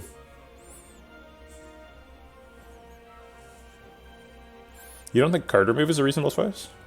Card remove makes us able to combo with a slime in hand or like daze. It's not a great choice, but it works. Who's the biggest nerd? The person who plays that stream...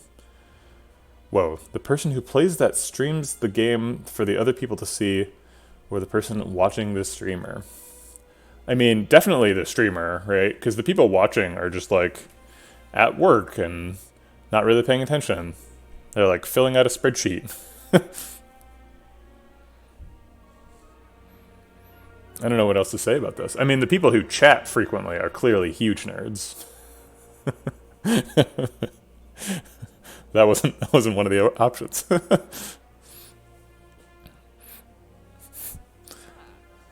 Well, they could have a nerdy job or a non-nerdy job, right? I mean, they're not whatchamacallit, like warehouse technicians, right? Because you can't really watch a stream while you're stocking products for Bezos, but sorry, JC. Oh no, Coconut. JC might not resub. Oh no.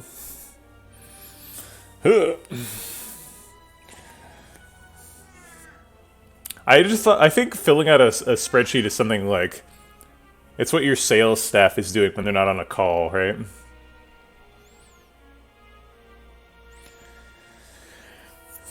Okay, so do we have enough money for Panacea double pot card remove? And then we'll just get the upgrade in the Spire Elite fight. So this is 95. These are 167. So that would be 262. So no. Darn.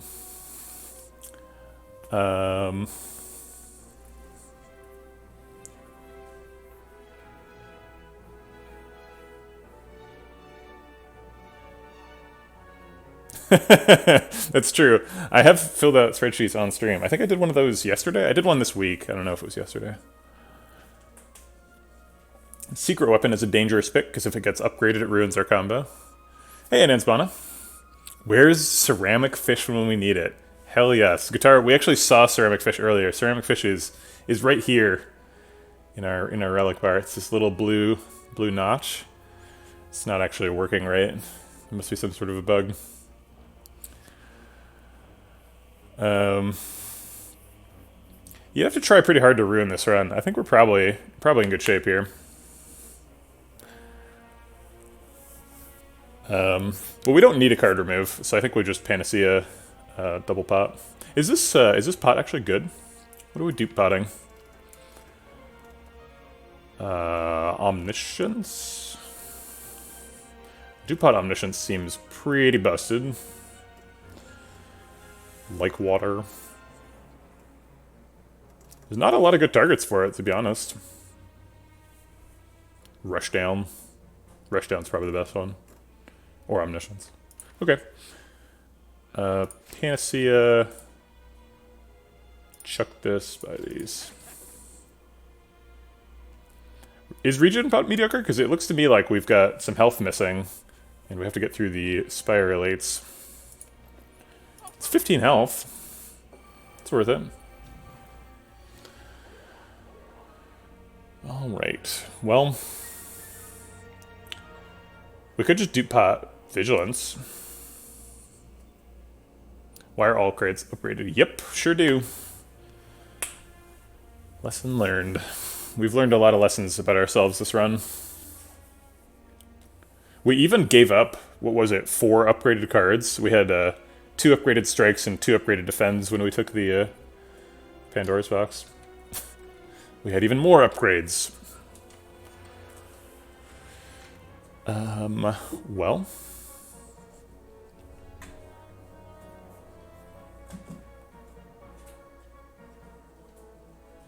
true. We kind of do have the Mark of the Bloom, right? We have Coffee Dripper. It's basically Mark of the Bloom. It's a little bit better because you can still end the act heal.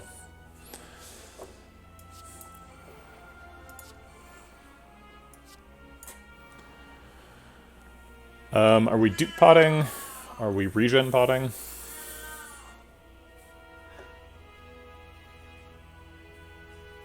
We could do both too.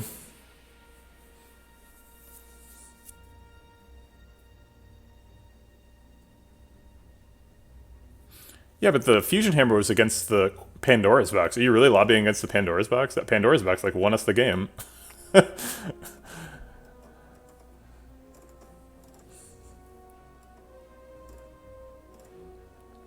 What was the Pandora's Box? I remember fasting was part of it. So it was like these 5. Oh, yeah. Sorry. I thought you were criticizing me for not picking Fusion Hammer earlier. Yes, we did have access to Fusion Hammer this run. Okay, I think we used both potions. I don't think it's getting any better than 12 health. And this should get full value. If we're in the fight long enough. Okay. We got our rush down. So we can, like, rush down fasting tantrum.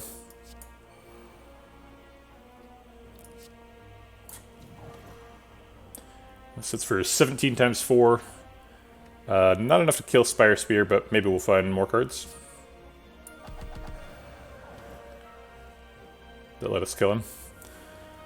This costs 0.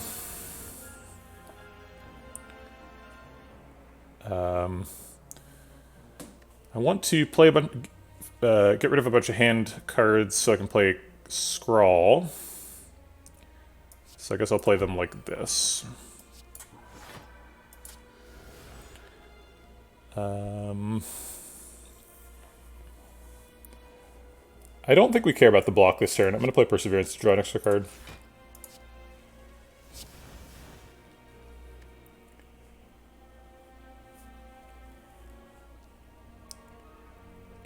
I think we can kill both this turn if we want. We have to draw Lessons Learned still.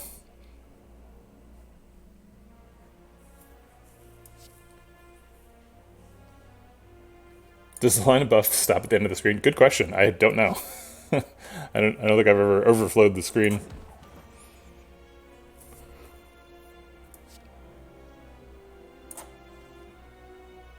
We can Omniscience the Lessons Learned.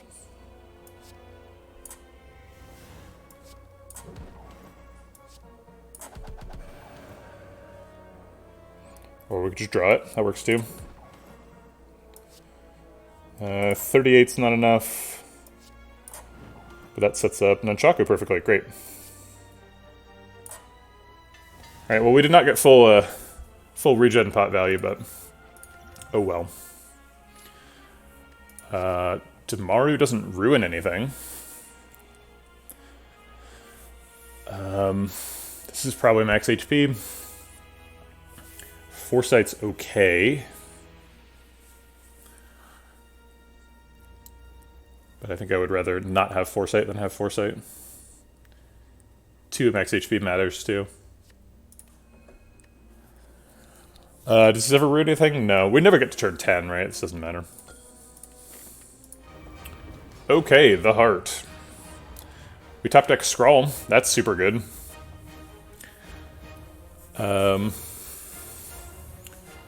Let's go ahead and block pot. I'm pretty sure we're playing at least 12 cards this turn, so we get full value out of it. Actually, wait. We could Centennial Puzzle intentionally first. Or we could try and save Centennial Puzzle. If we Centennial Puzzle, we kind of make Scrawl worse, right?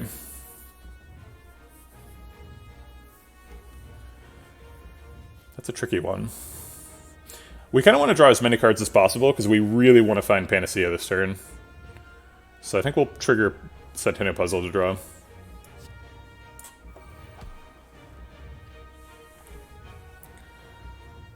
All right. And we drew positive energy anyway. Tranquility and a bunch of essentially zero-cost stuff.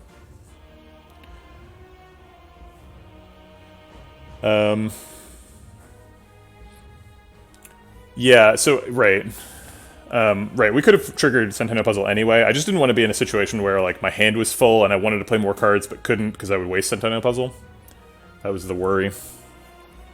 Because I might want to play more than 6 cards this turn. Or I likely will want to play more than 6 cards. Alright, so now we can just block for 12. Because I'm pretty sure we're playing at least 6 more cards.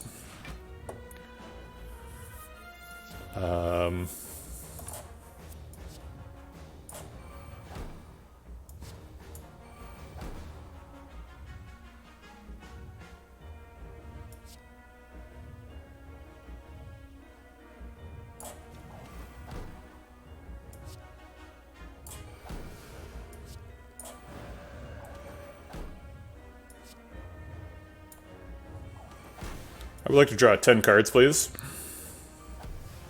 Wow, we even dodged Deus Ex Machina. We drew 10 cards, got Panacea, dodged Deus Ex Machina. What the hell? Good fight. Okay, so we want to get as much Dex as possible and then end the turn with Panacea, which lets us keep the Dex and blocks the Vulnerable for the ultimate Mega Wombo combo. Heart-killing strategy. We also want to play Meditate at the end. And as many powers as we can... As many attacks as we can, right? So we can double Flurry Empty Mind. Draw some extra cards, maybe get Deus Ex, play some more stuff.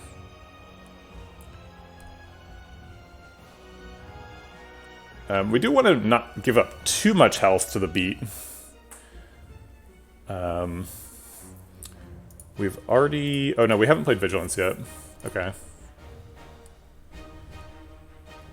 We're gonna get a Pendiv here in a second, which is awkward. Looks like we might just damage cap him with Flurries here. Yeah, we actually damage cap with Flurries. That's silly.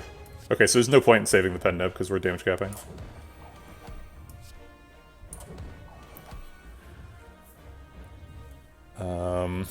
Okay, so that makes room in hand, but we need 5 room in hand to Empty Mind because it draws back the 2 Flurries.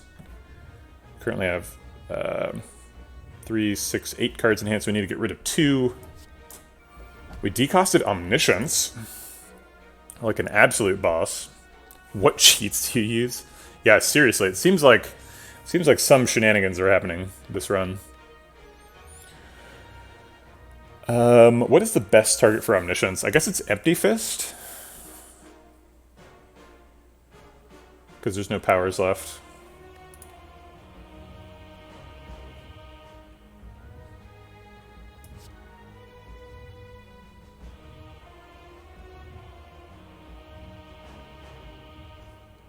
Omni Desex.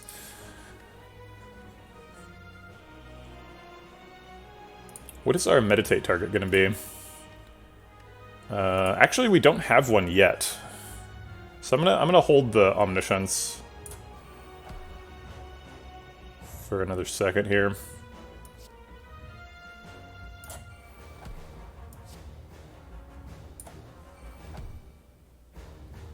Okay, so now we have Vigilance Enhanced, so that's going to be our Meditate target.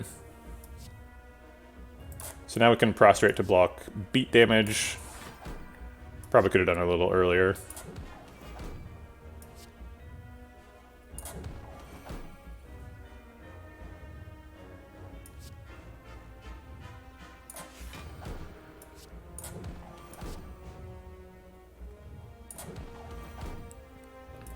And now we can Omni the Empty Fist, which gets us more Flurries. Wasn't it risky for drawing as it could have drawn Deus Ex Machina? We actually had room in hand to draw the Deus Ex Machina there. I made enough room. We might have overdrawn one of those statuses. Okay, get a couple more attacks. So we got up to 16 decks. I guess only 12 of it was temporary. Oh yeah, because 4 of it's from the fasting. So we get to keep 16 decks. We developed every power. That was a hell of a turn. We damage capped. Do we need to get rid of Perseverance? No, we don't. We get to decost Vigilance Eruption. Yeah, Vigilance Eruption is what we want. Oh wait, shit! I'm gonna draw. I'm gonna draw 5 statuses here.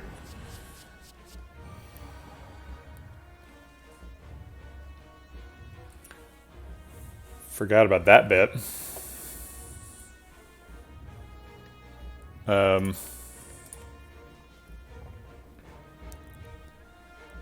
So Tantrum would draw 2 cards, possibly itself, one of these.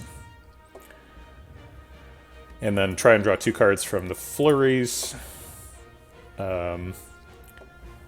So we need 4 room in hand, 3, 6, 9. So we currently have 2. Need to make 2 room. Eruption does the same thing, except it can't draw itself. It's guaranteed to draw these 2. And drawing those 2 is gonna overdraw us because one of those is Deus Ex Machina. So I guess we like Perseverance and then Slime and then Tantrum.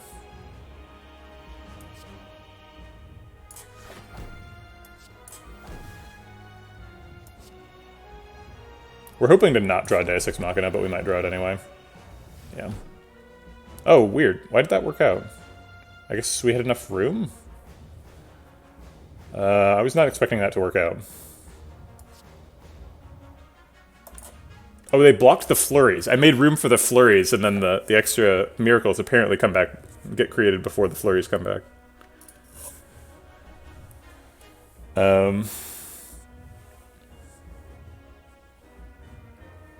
Alright, so we just want to get kind of close to damage capping this turn.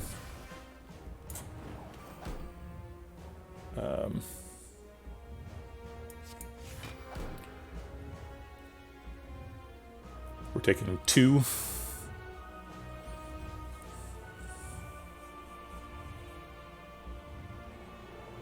It doesn't really matter if we play the flurries or not, right? Oh wait, we're not taking 2. We have 14 end of turn block. So we have extra health, so we might as well flurry. Okay.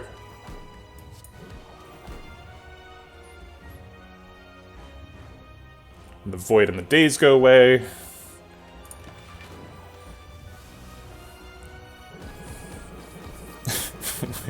We have bronze scales for BM purposes. Okay, and now we should be able to combo.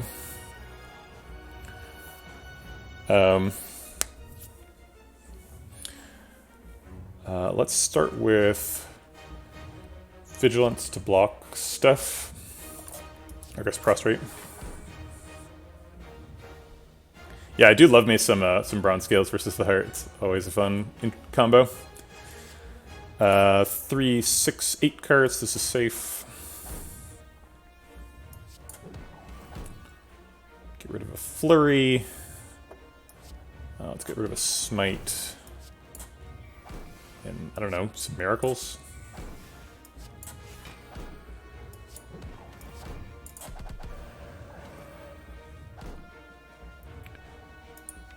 I guess we failed to combo.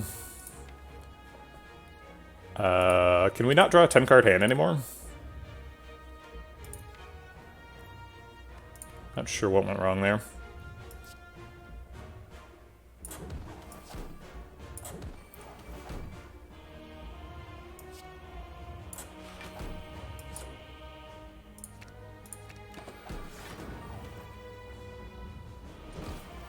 Doesn't seem like it really matters if we're comboing or not. Oh right, I forgot we had Prostrate, so like Divinity actually does put us into... Or Damara actually does put us into Divinity. Well, I guess I'll take some damage.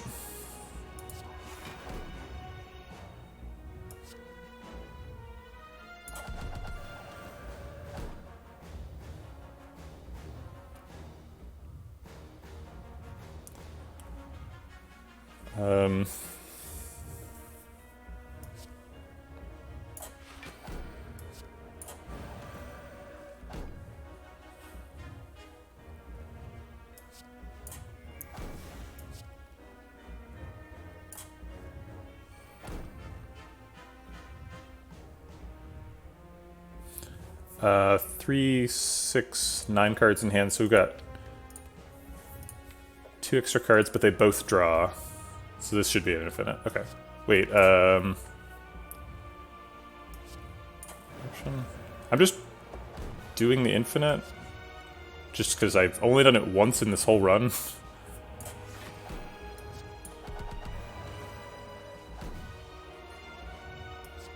Yeah. So it's like a constellation of 4 cards, but you always have 2 of them, and or you always have 3 of them, and no 3 ever fail. Is the deal. So we can generate infinite decks, but our artifact charge is gone, so it doesn't matter. Might as well finish decosting the deck. Tantrum is the only card left with a cost. But we can't put it in the discard because it always draws itself. Unless we give it other cards to draw. Maybe that can happen.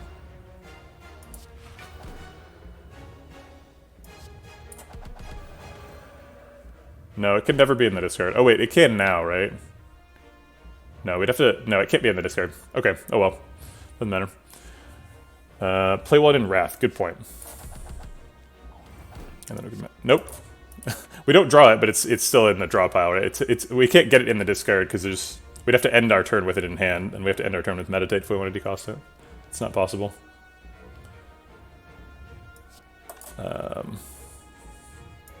Sure.